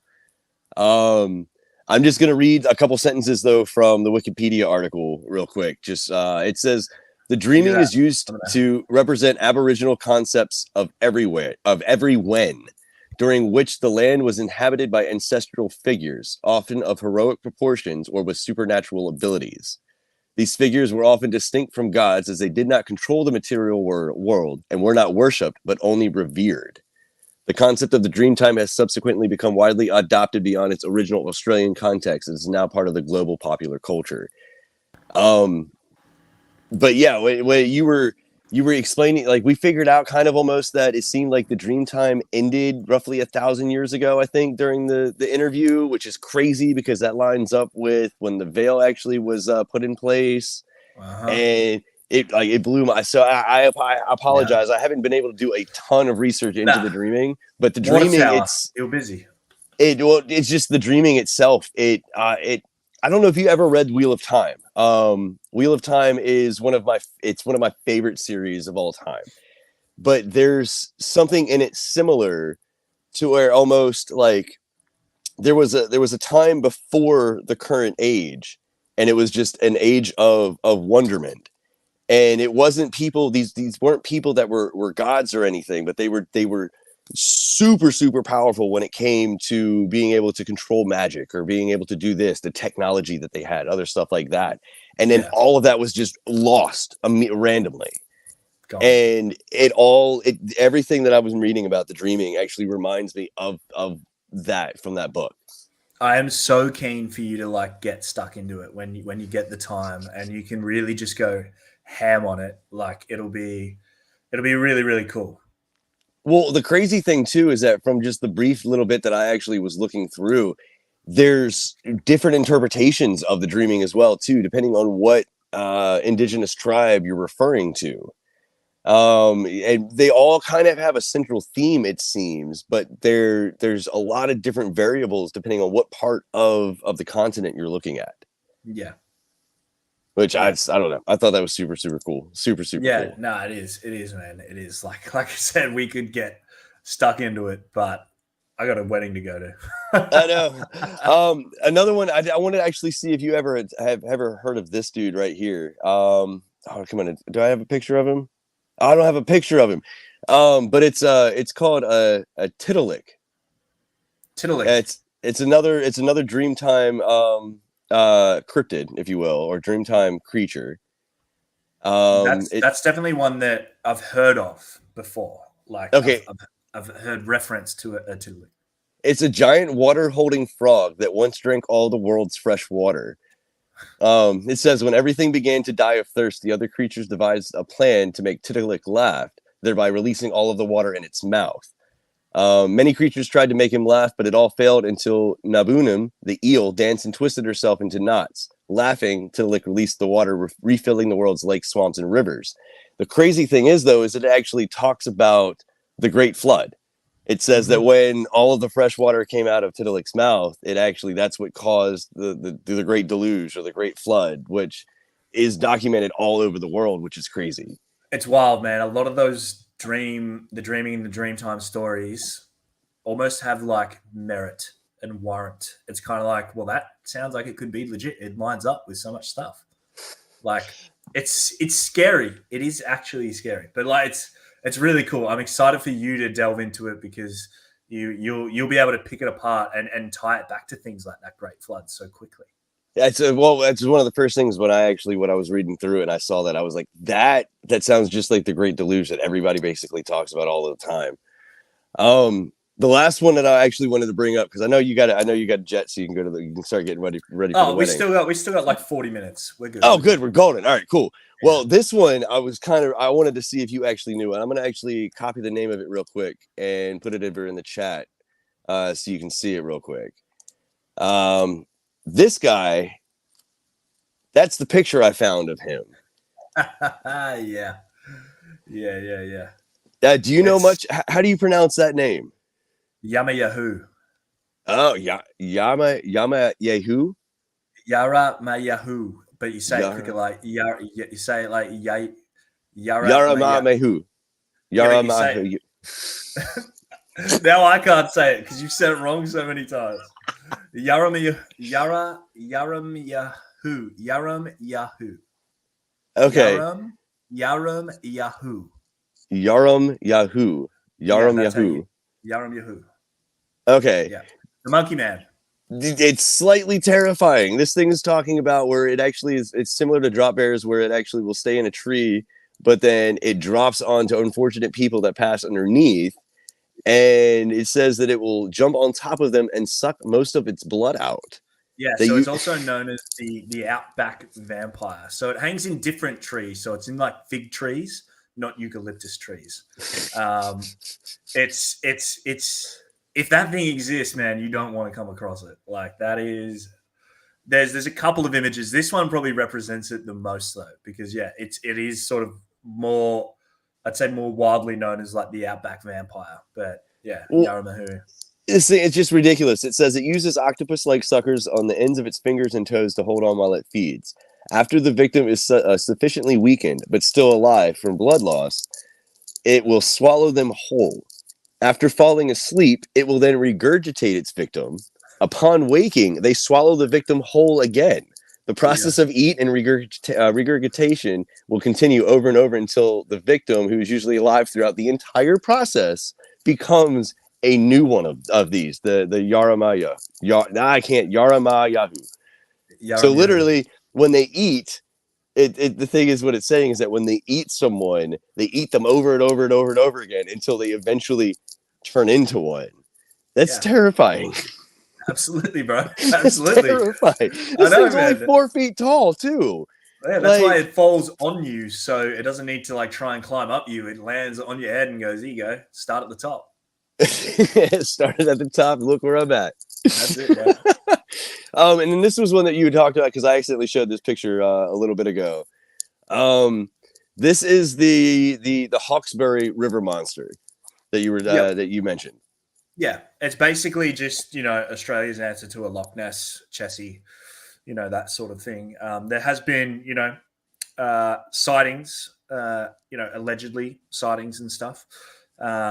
It also dates back, more than 3,000 years as well, back to sort of the 1800s in indigenous rock art. So that's where a lot of the Dreamtime stuff comes from, is from this really, really, really old indigenous rock art around, certain areas and parts of Australia. Like, if you ever come here, you need to visit Uluru, which is formerly known as Ayers Rock. I think you pronounced it the other day or somebody did, as Ayers Rock, Ayers, Ayers Rock. So it's actually Uluru. It's this huge rock in the middle of Australia that's like only 1/3 of it sticking out of the ground, and then the rest of it's like under the ground. But it's like a really big spiritual sort of and historic place for the indigenous people. So it used to be a tourist destination that you go, and people used to climb up the rock and used to be able to get up to the top. I went there when I was a child, and I managed to. At that point in time, we were allowed to climb it. I climbed it. Now you go there, you're not allowed to climb it anymore. Like I said, everything that happened, and it was given back to the indigenous people. And so now they actually are like, no, you can't climb it anymore. Sorry, exactly. It's sacred. That's that makes right. sense. Yeah. It was just, and it's so good that it's like that. I mean, because you want to walk around it anyway, because around the rock, it's like I can't remember. It's a long walk. It's not like walking around a stone, right? Like I'm talking, it'll take you a while to get around this thing, but it's just covered in indigenous artwork, like ancient indigenous artwork that has like stories. It tells stories of, this Dreamtime mythology and stuff like that. It's really, really That's so cool. Now, did they ever do any sort of what is it though? Not seismic, like seismology or anything like that around the rock to actually see if there's anything underneath it, or how big the rock is, or how much it's buried? Yeah. I think that's how they know that the size of the rock that we can see is only like between a quarter and a third of the actual size of the rock that it is. So it's awesome. So that's Uluru is what it's referred to as these days, which is its traditional name. But there's some really cool like images online. Like when the weather changes, it changes color. So like through summer and stuff, it's like this bright orange color that it always is. And then like you'll see it when it's raining and it's an overcast, it's gray and there's waterfalls cascading off it. Like it's really cool. It's really, really like phenomenal part of our country. Like we're really lucky. We have a lot of natural wonders here in our country because it's so young and so untouched. There's some really crazy stuff. But yeah, Uluru's like smack. Well, you also can't go into the middle of your country because everything's going to try to eat you. Yeah, pretty much. And it's hot as hell, bro. It's hot as hell. It's like 120 out there all the time.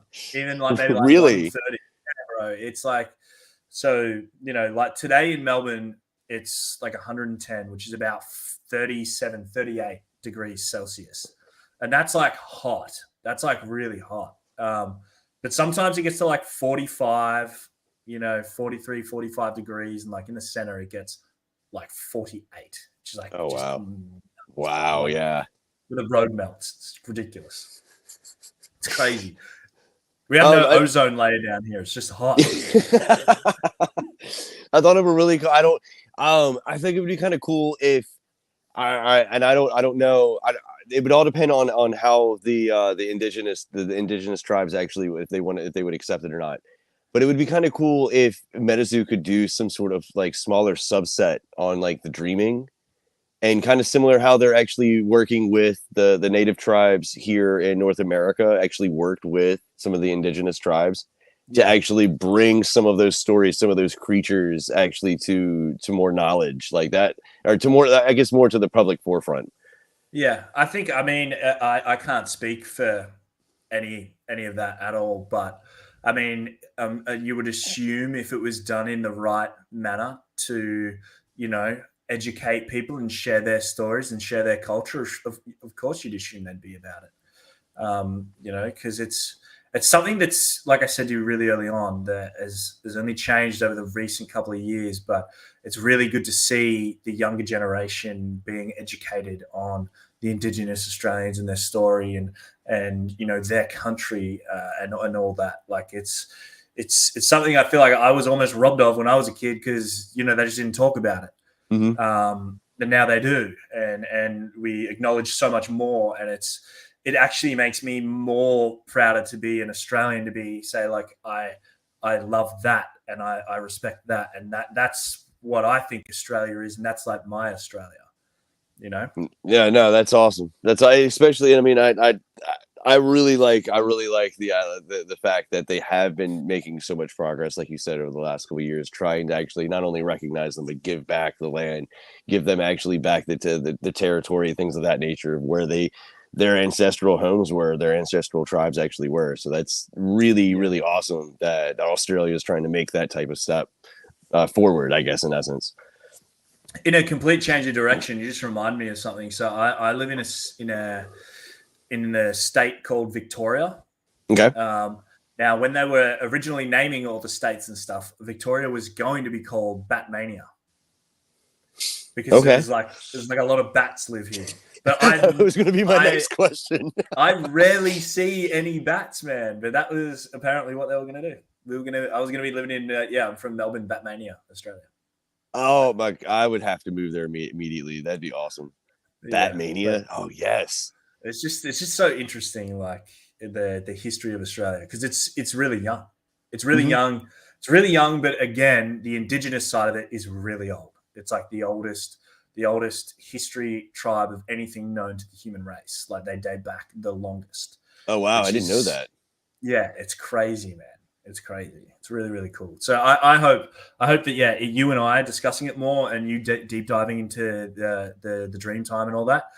We could, you know, Mike's already said that there's plans for it and he's all about it. But, you know, it'd be cool to share these stories with everybody else, because they're wild, man. They're so cool. Yeah. And I mean, even if it wasn't actually part of, like, let's say they actually wanted to incorporate the Dreamtime, but they didn't make it part of like MetaZoo proper storyline, it could always be introduced the same way that they're introducing like the Hero Quest storyline. Like, I love the idea of them actually, again, like they did with Native, actually talking and using representatives from the native tribes, the indigenous tribes here in North America. I would love the idea of them actually trying to approach some of the indigenous tribes actually in Australia to be like, hey, let us actually help bring awareness to this creature or this person. Like, because especially with some of the stories I was reading from the Dreamtime, they're fantastical like personifications of things. And like it specifically said in the Wikipedia article that I quoted there for a little bit ago, they aren't gods. Like, they have no control over anything. They're just literally revered persons or animals. And it's super, super, super fascinating to me. This chocolate is amazing, by the way. Yeah, brother. I love that, man. Mike, I can't stop eating it. Mike did specifically say in our podcast episode that you're yet to listen to, that I'm going to listen to it right after this. You better. That Australia does have its own set coming in Cryptid World. Ooh, that's so exciting! So it will happen eventually, which is awesome, because it's not like from me being an Australian that I'd love to see that. It's from knowing what the small amount that I know from the stories. It is MetaZoo. Like, that's what it's about. It's about, you know, the folklore, the stories, and the veil shadowing and the magic and all that stuff. So I'm excited for that. I mean, Crypto World's years away, but it'll be awesome. And I was talking about that last night when I was opening up all the WPT stuff and everything. How I'm really excited. Like, I love Cryptid Nation Block. I love where we are right now. I love everything that they've introduced. I love the foundation and the framework that they've set out. But I cannot wait until Seven Seas and Yokai Island. I cannot wait until we get out of North America, where I'm from, because I know a lot of these cryptids. I know nothing when it comes to yokai. Like, I know nothing when it comes to yokai. So I cannot wait until we actually start getting into other areas of the world that I had no, like, I didn't know anything about any of these Australian cryptids until I started looking up the stuff for the talk tonight.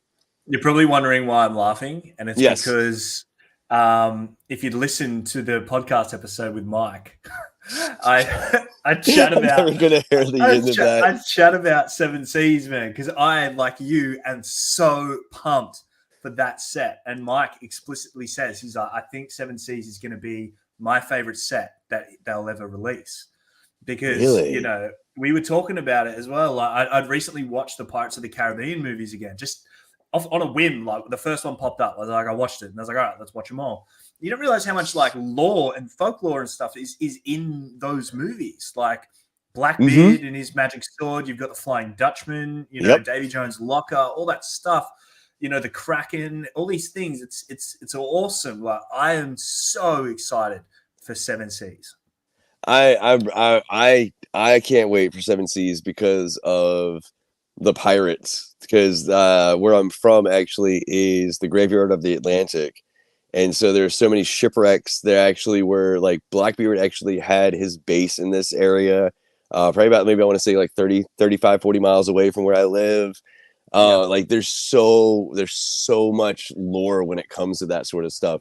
And we do know from a MetaZoo hour that the last cryptid that Sam sees as he's leaving Cryptid Nation is Chessie. So that tells me that they're leaving from the Chesapeake Bay, which means that they literally are going to be sailing right by where I live, because they have to they're going to Yokai. They're not going to Grimm's Kingdom. So maybe they're going to go through the Panama Canal.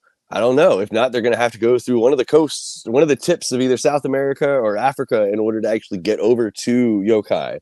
Maybe they hit Australia on the way. I mean, we're not far from Japan. It's only like an 8-hour flight. Oh, really? That's not bad. Super close. Yeah, no. It might be a little bit longer than that, but like, I don't know. It takes like, I think it takes 5 hours to fly from Melbourne to Perth. So that's east to west. Oh, wow. Okay. How long does it take to fly from, like, LA to New York? Well, there's three different time zones. So probably about 6 to 7 hours, maybe. Yeah. So but you actually, like, if I'm going from the East Coast to the West Coast, I lose 3 hours. So really it's only 4. But if you're going that's from, like us. Because Western Australia is 3 hours. We're 3 hours ahead of them. Okay. Yeah, and sometimes 4 hours because it's daylight savings time here. Do you guys have, like, daylight savings times? Do you guys do that? We got rid of it. This is the last time we ever have to spring forward. We're never going to have to do it again. They passed legislation last year. We should never have to change our clocks ever again. Really? Okay. I'm so excited. Because like, it takes me a solid 2 months to get back, like, that circadian rhythm back. And it's so odd because it's only 1 hour, but yeah, it takes me a solid 2 months. I hate it. And it doesn't matter if we're going forward, we're going back, or whatever. It just messes everything up. Yeah, I'd be for that if they wanted to do that here. Get rid of it. I'm down with it. I'm cool with that. Oh, I never opened up the egg, so I don't know what my surprise from it is. Open it up. I've been too busy eating the chocolate. I haven't eaten one of these in like 20 years, man. Oh, God, I can't open it. I think from memory, they're solid. They were when I was a kid anyway. No way. What is it? You're going to laugh so hard. It's a bat from Batmania. You're kidding me. I can't make this up. It is a bat from Batmania. This is live television. That's insane. That is so amazing. And it gives me, oh, wow, that's cool. It gives me like a whole little strip of facts about the back. Superpower, ultrasonic, calling and hearing. Oh, and it gives it to me in different languages. All right, let's go. Oh, what languages are? Ooh. So that's French, and I'm assuming that's Spanish. Yes, okay. So French, Spanish, and English. It tells me all about the bat from Batmania. Does it have a name? It is called the Southern Bent Winged Bat. I'm going to, it's critically endangered, and its scientific name, and I'm going to butcher it, is Miniopterus oriane bassaini. You know, the easiest way to not butcher a name is not don't think about it. No, don't think about it. Just read it. Like, look at it and say it as you read it. Miniopterus oriane bassaini. There you go. That's okay, fair. Except for that one, I still am afraid to try to pronounce that one from before. I can't even remember the little red goblin guys, the bloodsuckers. I think that wasn't him. Yeah, it was. Maybe it was. I don't remember. Talking about too many cryptids here, actually. Ones that and that's the crazy thing too. Going back to what I was saying, like I'm so excited to step out of North America and start learning about the cryptids from yokai. I can't wait for them to incorporate like Australian cryptids, the cryptids from Grimm's Kingdom. I mean, like Africa, there's tons and tons of mythological creatures from Africa. Like it's just I'm so excited. I'm so excited for us to actually get out of Cryptid Nation. But I'm not saying that as in like, oh, Cryptid Nation, blah. I love what we're seeing right now. But just it's one of those things too where like we were talking at the beginning about the exponential growth of MetaZoo. And once we start expanding and showing these other cryptids from these other continents, these other cultures, it's just going to bring more people in. And it's so like, because I honestly, in my heart of hearts, I feel like it's a different perspective with me being from North America with and knowing some of these cryptids, but not all of them, versus someone like yourself being from Australia and probably learning about the majority of these for the first time from the cards and like breakdowns and like the lore stuff that like Demon Fergus and I do. And like, I feel like it's a completely different perspective. I mean, I know there's a small, I don't want to say small, there's actually it's decently sized in Europe community as well. And I feel like they fall in the same boat as you all, where these aren't things that you guys are really familiar with unless you've looked them up like pre-MetaZoo. Yeah, pretty much.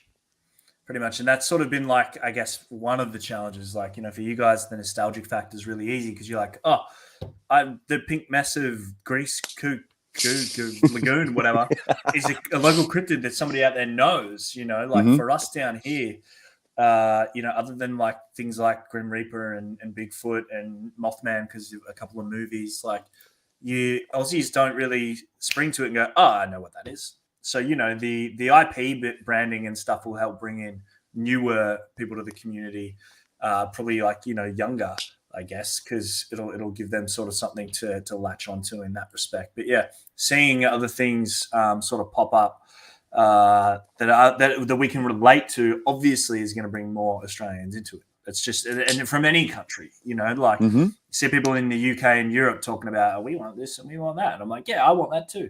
Like, you know, it's coming. The good thing is it's all coming. Like, so that's awesome. I just, like I said, I can't wait to learn more about the cryptids from all across the world. If you so I will say this: if you actually could pick a cryptid from anywhere, not just what we've seen in MetaZoo, if you could pick any cryptid and say that it's probably your favorite one, what would it be? Sheesh. I know, I just put you on the spot. This is what you get for ragging on me for not watching your podcast so far. Oh, you haven't watched it yet? No, I haven't watched it yet. I'm gonna watch. Like I said, I'm gonna watch it after this. Shit bloke. That's shit bloke energy down here, man. That's what we call that. Shit bloke. If you haven't watched his podcast, go and watch his podcast immediately after this stream has ended. Listen, I want people to watch yours. Listen to mine. Well, they can watch the little bar move across. I did that when I was. I'm not gonna lie. I went back before I actually talked to you. When we did the interview a couple of weeks ago. I went back and I listened to a good number of them. And I kid you, I had you guys in my head and I was listening, but I was focusing on what you were saying, and I caught myself just staring at my phone, watching the little bar go across. That's kind of cool, though. That's kind of cool. I'd be like, oh wait, I'm doing it again, and I'd look away, and then I'd hear you guys talking again, talking about something. I look back at my phone, I just start staring at the bar, and not even realizing that I'm actually staring at the bar. Something about your boy. I love the way that the camaraderie that you guys have when you guys are talking, and especially when you get into it and you start really having fun. Like you guys have a really good group of people down there that support you guys. No, we do, man, and it all just comes from love. The podcast literally came from me, Matt, and Danny going, oh, should we just like jump on a Zoom meeting and record it and talk shit and see what happens? We're like, yeah, that's it. That's what we did. And then people actually listen to it. We're like, what? People listen to it? We're like, all right, well, let's do another one. And then do another one. And then, it's slowly getting bigger. And as it gets a little bit bigger, you'll notice we're putting them out a little bit more, but then who's on them differentiates. Like it'll be me, Matt, Danny, me, Matt, Will, me, Danny, Matt, me, Will, Danny. Mm-hmm. Like the four of us sort of the dynamic is three. So whenever we do interviews, it's always two of us and the guest. Then whenever we do a normal episode, it's whichever three are available because, life's busy. Everybody's moving. So, yeah. But it's just one of those things that we just got to keep getting them out. So if you got a favorite and they're not on there, sorry, they'll be on there next time. No, and it's kind of like how we operate over here with Let's Talk MetaZoo too. Is that it's kind of like a combination of myself, Ian over at Cardboard and Coffee, and then Mike CNO from TCG Island. I mean, Mike is actually the sponsor, I would say, for Let's Talk MetaZoo. He's the one that actually pays for the stream and everything like that. That's why we got the coin up there. There. It's so weird backwards. It's over there. It's over that way. That way. So that's, and I feel that, and I can the same type of energy that you guys have when you guys actually really get into talking. Like that's kind of the same way that I felt like the three of us were, especially when we did like the first two of them. I love the way that you guys always support. And that's my big thing when it comes to the whole community is just lifting everybody up in this community. Because there is no content creator. We are all content creators. We are all trying to help grow the brand. We're all trying to actually solidify this base that has been set the last couple of years in order to bring the brand up. And like I said, I can tell you have such a good support network down there. Bro, rising tides raise all boats. It is simple. Yes. Oh, I like that. Ooh, I might steal that. I might steal that. Rising tides. Say it again. Rising tides raise all boats. Rising tides raise all boats. Ooh, I like that. So really as it gets bigger and the tide comes in and we're all in our little content boats together, like, oh, hey, Turmentic over there. Hey, Ian over there. We're all going in the same direction. So, and that was one of the things I've noticed over the last couple of months too, especially I asked, what was it? I think I asked Andy in the Discord, I was like, what do you want to see more from content creators this year? And he was like, I want to see more content creators working with content creators. And I was like, all right, word, let's go. And I've noticed that since that, like 2 months ago, there has been so much collaboration between the different content creators that were established, new content creators. People have started making content because they're inspired by what they've been seeing from everyone. And again, there is no content creator. We are all content creators. We are all trying to build this brand. We have to hold each other up. And I was stoked when Andy said that because we want to talk to you guys, but we're down here upside down, like, hey, come talk to us. And now that there's all this collaboration going on, we've got the chance to talk to you guys because, we've done 15 episodes, and the ones where we have guests on, so we've had Chris from Cast Society on, we've had Easton Evans on, we've had you on, and we've had Mike on. And those four seem to obviously, do the best because, the rest of the time it's just us boys shooting shit. Like most of the time we get on, I think there was one of the recent episodes I named like tantrums or something where we were arguing about stuff. And I'm like, so you know what? It's kind of good to sort of get raw and have a little bit of an argument every now and again because we don't all have the same opinion. So let's not pretend like we all have the same opinion. Mm-hmm. because everybody that listens and watches also have different opinions. So it's good to it's good to sort of collab and get different approaches and different feels, and at the end it's all we're like I said, we're all in it together. Hasbar, that was great with Hasbar. He says it does feel like there's been a massive flow of content now that all the creators have been working together, and it's like there's this awesome network of people to follow. And like that's like I can't even begin to explain how amazing it's been. Again, like I know I keep saying from New York Comic-Con, but you can almost even sum it up to where like there's been 3 great surges, in my opinion, of MetaZoo content.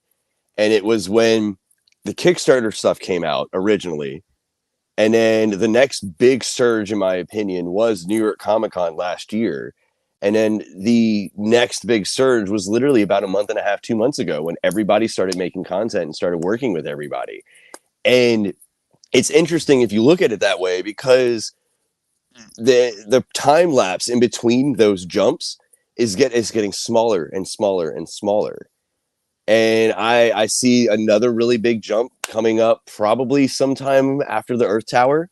I've been very vocal though, where I think the Earth Tower is going to be the tower that really actually puts competitive MetaZoo format actually on the map. I think you're going to have a lot of people with a lot of eyes on that tower because of it taking place in New York, because there already is one established, because it is going to be bigger than Water Tower.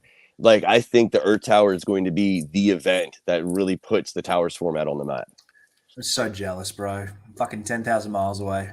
You'll get your own towers format though. He's already said that. Wait, I know this from your podcast or from your episode. He actually said that they were going to do other towers or whatnot across the world. Correct? Yeah, but yes. If you listen to the podcast, you hear that. You might have. Yeah, I think you might have just told me that actually in chat. I don't know, bro. I don't know. I feel so bad. I'm so sorry. I've had to work and everything. Like I said, I'm gonna listen to it immediately after I get off here, and I'm gonna eat some more Tim Tams. I'm gonna get some more coffee. I'm gonna stay up, and we're gonna listen to this. Yeah, love it. That sounds good. Well, you can go and enjoy yourself at a wedding. I'm gonna keep my little bat with me. Just eat some Tim Tams. Eat some Tim Tams. Oh man. All right. Well, I'm gonna let you go though, because I know you gotta get ready. But my guy, you're amazing. I feel honored to call you a friend every time I get a chance to talk with you. I actually thought of this a minute ago. It's kind of interesting because I bet there are a ton of people who have actually never seen really what you look like. So very exciting. Look at that, him all of his glory. I just look like a dude that's, living in Australia upside down. Talks funny. That's it. Nothing crazy about me, man. Nothing special. Like we're just look, the MetaZoo stuff for me is just me pursuing something that I love. And, people can come along for the ride. People can dip in and out. People can, do what they want. Like I'm just out here enjoying something, sharing it because I love it. And yeah, that's it. That's like, that's just my my approach is I love it. I'll put it out there because other people are going to love it. Not everybody's going to love it, but it is. It doesn't matter. The people that need it, the people that actually need to see it, the people that need to hear it, actually hear it and see it. And that's what matters. The fact that you're actually creating content, the fact that you're actually trying to push the brand, the fact that you're starting these conversations, like you are trying to build that community, build it bigger because you've already built the community. You're trying to build the community down there in Australia, which is amazing because again, you are so far away from where all of the main operation is actually taking place right now. Yeah. And the gains that you've been able to do over the last couple months, the stuff that you've been able to create, the foundation or the money that you've been able to donate to charity and everything like that. I mean, that's no small thing. I appreciate that. It's no small thing. All right. So what I'm going to do is I have 3 of these playmats that I want to give away to you guys. And I'm going to see if I can find some sort of a cool little race thing or whatever that we can set up. What I need you guys in the chat to do is if you want to enter this giveaway, I need you to actually type MZN as a comment. Yeah, sweet. Good idea. I like that. Let's do that. Yeah. Make sure to, like I said, I posted a link inside the description. definitely go and check out Dean's group. His group, they're a great group of guys over there on Facebook. I have to go and add his Instagram, but I put all of his other socials. I put a link actually to the podcast, everything like that on Spotify. So make sure you definitely check it out. But yeah, put an MZ in there, and then we're gonna do a cool race.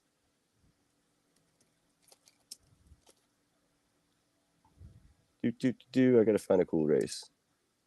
I don't know if I can find one. Oh, that is an actual real racing website. So anything else you actually wanna add? No, nothing. I mean, like I said, I've just like even with our podcast, we just turn on the cameras and just sit there and just talk shit. But I mean, I guess if I want to say anything while I'm here, is I do want to thank some of the other content creators like yourself. We're all across your stuff. We love it. Like, because when we go to do our podcast, we research what everybody else is talking about. So if we're looking at law and stuff, it's like, all right, what's Rob been talking about? Ask Mike anything. Ian's awesome at that. His videos and his news is awesome. So we make dot points out of all that. We look at what else has sort of been happening out there. What's the other one? Gameplay stuff. We'll check out Cast Society and Meta Bros, see what those guys have been up to.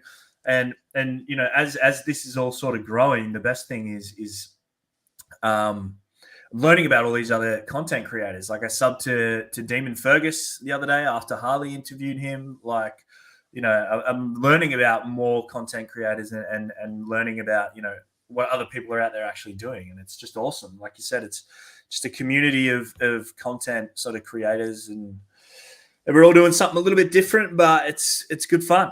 It's good fun. Like I said, I'm just upside down with a funny accent. That's the only difference. And that actually, it's interesting you say that too, because like a good example of that is Claire, Claire's the Rusty Ranger, myself, Harley, and Ian. We all went to CryptidCon. Or not CryptidCon. I keep saying CryptidCon. Water Tower. I keep saying CryptidCon because everybody keeps telling me they want me to still make the CryptidCon video, and I finally have given in, and I have the footage and stuff. I just haven't actually put it together. But if you go and you actually watch all 4 of those videos, they are all completely different. And that's what's it's all a different perspective. And so that's why I encourage everyone to go and follow and listen and watch all of the content creators, know that whether they're a bigger one and they have like 10,000 subs, or even if they only have 5, be their first sub, watch their content, because the perspective is different from everyone. And that's what's so beautiful about this content creator community, if you will, of MetaZoo is. And I haven't met a single person really, honestly, who has malicious intent. It's great. I love this community, the community itself at large. Yeah, I agree. Sorry, I'm still eating chocolate. If you're on Facebook, I see one person on Facebook actually type that in. I can't see what your name is, so I need you to actually tell me what your name is, and then type in and your name. And your name. Yes, that would be huge, because if not, there's nothing I can do for you, friend. I'm so sorry. That's not how this works. I see a lot of people who've actually been here since the beginning too. You're all rock stars. I appreciate you sticking here. I appreciate you guys want to hang out and look at my dumb head. Oh, whatever. It's beautiful. Don't you even say nothing like that. I mean, I was down for me and you to just sit here and talk anyway. I was like, hey, Rob, sorry if nobody comes. I'm so sorry, man. We can just talk. Hey, I would have still loved it, dude.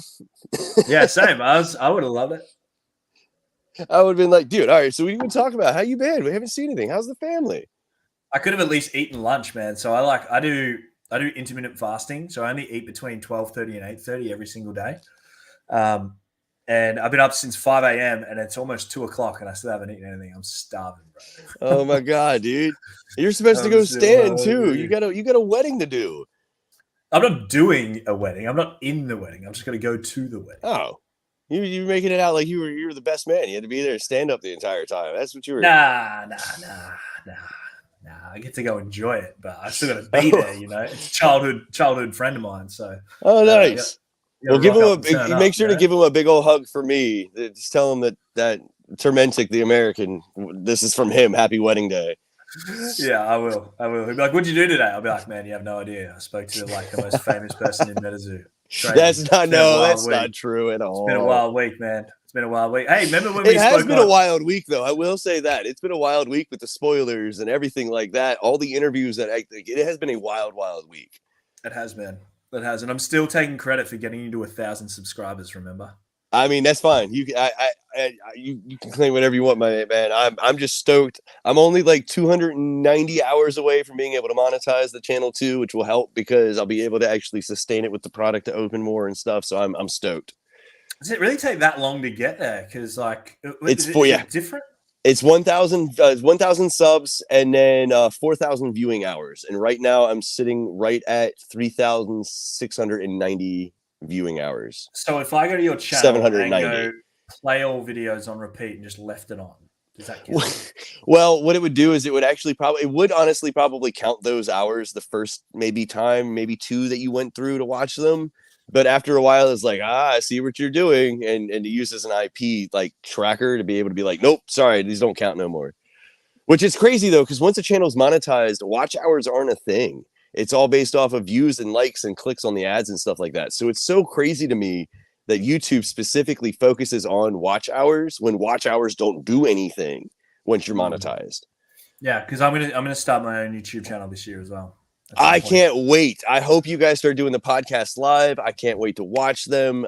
You were telling me about that during the interview. Maybe we might not. I don't know, because like we've talked about it and we actually planned on doing that this year. But we like to drink beers and just have a jolly time. Like I don't know if I like the idea that the MetaZoo Nation podcast is the one that you find on Spotify or Google Podcasts. You put in your AirPods, you go for a walk, and you have a listen. Or you listen to us in the way you're driving.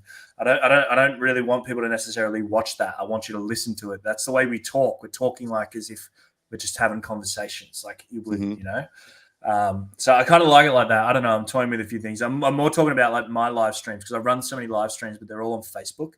So okay. I'm like, well, I might just move them over to YouTube. It seems like an easier way to be able to grow the community anyway. As opposed to running, because our Facebook group it's a private group. You can search it, but it's private. It's not public. So it should hopefully grow it down here a bit more. All right, so I'm just gonna double check. All right, I have Wayward, I have Coulter. Anybody up? Comet K's in there. Noah Duncan, got you. Got Basic Trainer. I have CJ Bush. I have Jeff. I have Hasbar, Zoovids, Apache 200919884. That was just fun to say. Adams TCG, and then Chester Cheetah. Anybody else actually here that wants to join? Make sure to jump on there. Just all you got to do is just put MZ in. Joker, you're not here. There you go. Type that thing. Oh, wait, no. All right, here we go. All right. So what we're going to do is will this tell me for second and third, or will it only why can't I super chat you on YouTube? Because I'm not monetized. Oh, you fucker. I was going to do that. I can't do it. I was like, oh, damn it. Not yet. Not yet. Yeah, I mean, and honestly, it's not even like the reason I've been pushing so hard for monetization isn't for like the super chats or anything like that. It's honestly just so I can start to use the money from the channel to buy more product to either give away or open, because I love opening the product and actually talking about the lore. Like it is I love it. All right, so we got 27 people in here, but I only have 13 names. That's all right. Run the odds. Fuck it. All right. I mean, we're going to do it. We're going to set it. Let's set this for a minute. How many are we giving away? 2? I got 3 of them. I don't know if it's going to tell me first, second, or third. So what I might do is I might just run one 1-minute race, and then we might do another. What is it? Is it the duck races? Yeah, it's going to be the duck race. It's the only one I can find. It tells you first, second, and third. So when it finishes in the bottom right-hand corner, there's a trophy. You click on that, it'll show you the order. All right. So we're going to run it then for a minute 30, and we're going to actually do all 3. Yeah. Again, for this right here. I got a dip. Yes, sir. All right, then we're giving away 3 of these right here. This is your last chance to type MZN in the chat if you've not done it in order to enter the duck race. Otherwise, my wife is gonna kill me. Well, yeah, you just got to watch a buddy get married. That's all it is, and then give him a big old hug from a crazy American. It's not far from here. It'll be okay. All right, cool. Here we go. Minute and 30 set. I'm actually gonna I'm gonna see if this works. Maybe. Oh no, I gotta actually move it. There we go. Maybe it's all sideways and stuff, and this is weird. All right, so that is set. That is good to go. What do I do now? Do I hit start? I think I don't hit start there. I did this last night and it worked fine.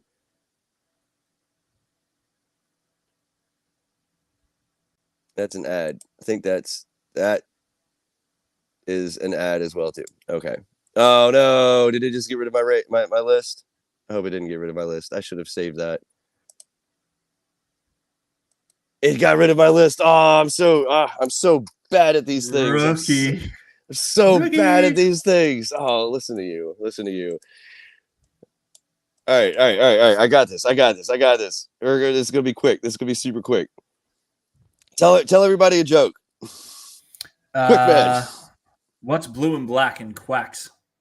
Oh God, what? A duck.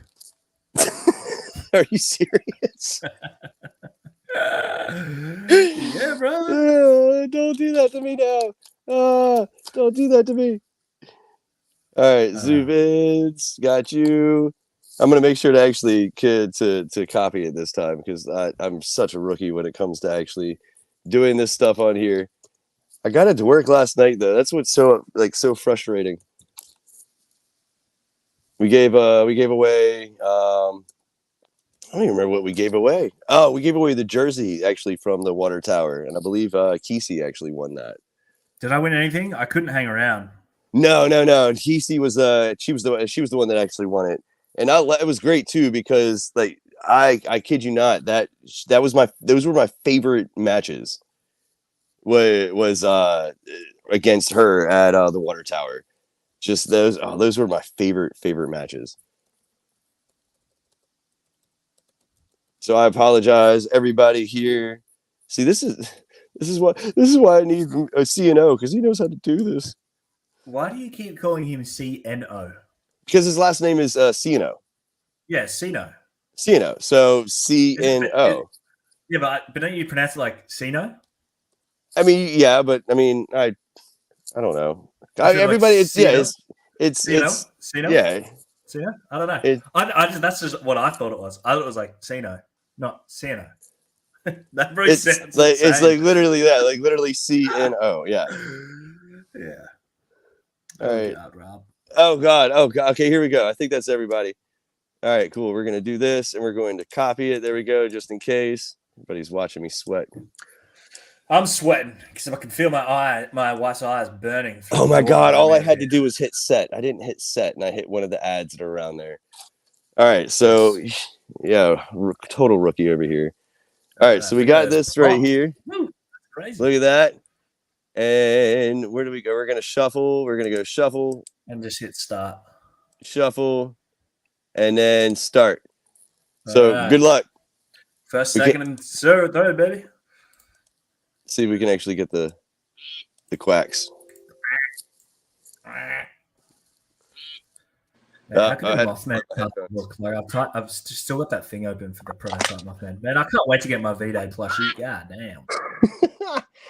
Apache's in the lead right now, closely followed by the Comet K. Hasbar's dropping back. Sorry, Hasbar. Sorry, Hasbar. I'm so mad I didn't take a picture with him at Water Tower. I'm so excited to meet him. I met him. I saw him in the parking lot, and I gave him a big old hug. And I forgot 100% to take a picture with him. Man, it was cool. Like I got to see what I got to put a face like Joker's Favor, MetaZoo. Like I think it was your video or Harley's video. I think it was Harley's video. Those two were in. I haven't finished watching your video. Oh, okay. Giving me so much stuff about your podcast, and you haven't even finished watching my video. I see. No, I'm kidding. I watched the whole thing. Quiz me. Oh, don't you do that to me. Now I sound like an asshole. You look at me. Now you're making me out. I'm over here cursing. All right. This is where it gets juicy. We're down to the last 10 seconds. This is the Batman duck. Batmania. Batman duck. Come on, Batman duck. No. Noah Duncan. It's not gold. It's the purple one. Oh, wait. No, it's Basic Trainer. Oh, okay. So I have to hit the trophy. Click the trophy. So Basic Trainer, who I met for the first time, actually. Oh, Hasbar, you came in fourth. We got Basic Trainer in first. We got Mr. Jeff in second. And then we have Noah Duncan in third. Congratulations. Batman Duck came through. Look at that. Batman Duck came through. Make sure to hit me up on Discord. Name is Turmentic. Super easy to find me. If you can't find me, just go to the lore thread on the MetaZoo Discord. Trust me, you'll be able to find me there. Hit me up on Discord, though. Get me your addresses and things like that. And I can actually send that stuff out probably mid to late next week. Huge shout out again, though, to you, Dean, and the rest of the MetaZoo Nation Australia crew. I still have other stuff from them that I'm going to be giving away at other points as well, too. Again, Basic Trainer, Jeff, and Noah Duncan, they won this beautiful, limited, only 50 of these made, playmat. So thank you. Like I said, thank you, Dean. Thank you, MetaZoo Nation Australia, for all of this stuff. Thank you for the Tim Tams. Thank you for the Tim Tams. Enjoy those. And then if you didn't actually get a chance to see this opening last night, I have a koala army that I'm gonna have to figure out exactly what to do with. Because like, I kid you not, my guy sent me a koala army. That's awesome, all of them bigger than my head. So Sweet. But dude, thank you for jumping in here. I can't wait to actually be able to get the other three of you guys in here as well too. Yeah, it'll happen. We'll do it. We'll have the whole screen. Like we'll have the four of us. Have you, Ian, Sino. You know, if we get Harley in here, we'll get it. It'll be like 8 of us. We'll be like, all right, let's see how bad this sounds to listeners. Everybody trying to talk. It's gonna be just like when we actually do Casters and Cryptids. Which, by the way, we are doing Casters and Cryptids again on Sunday. Actually, doing that Sunday starting at 9, and then Monday starting at 10:30. So we are doing a second stream of Casters and Cryptids coming up this weekend. But yeah, my man, thank you so much for coming on here and just talking. Give me a little bit of background on how you got into TCGs. I love all the stuff you're telling me, like you said about all of the fundraising stuff that you do down there. And just you're amazing. You're a beautiful, amazing person. I feel honored to call you my friend. I really do. Like you, I don't know how many people. You're not my friend. You're my brother. See, look at you hitting me in the feels again. That's why I love you. I don't know if you guys haven't had a chance to actually talk with him. He's an amazing individual. I just straight up say it. He's an amazing individual. That's enough. It was Hasbar. I love you. I love you. Go get ready for your wedding. Yeah, I gotta go. All right, I love you. I know I said I'd hang around and chat to you after this live, but I can't. No, you gotta go. We already went over. Leave the studio. You can finish up. I gotta dip. I love you guys. All right, you're amazing, my dude. Have fun. Peace and love. Later. Later. Basic. You asked who got 4th place. It was Mr. Hasbar. Mr. Hasbar. Again, like I said, make sure to hit me up on Discord. That's what I was trying to think of. Sorry. Make sure to hit me up on Discord. Let me know exactly what your addresses are and things like that.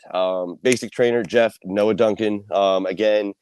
And thanks for jumping in and actually checking out this with Dean. We got to know him a little bit better. We got to actually learn a little bit about Australian cryptids. And I got to give away some awesome MetaZoo Nation Australia gear.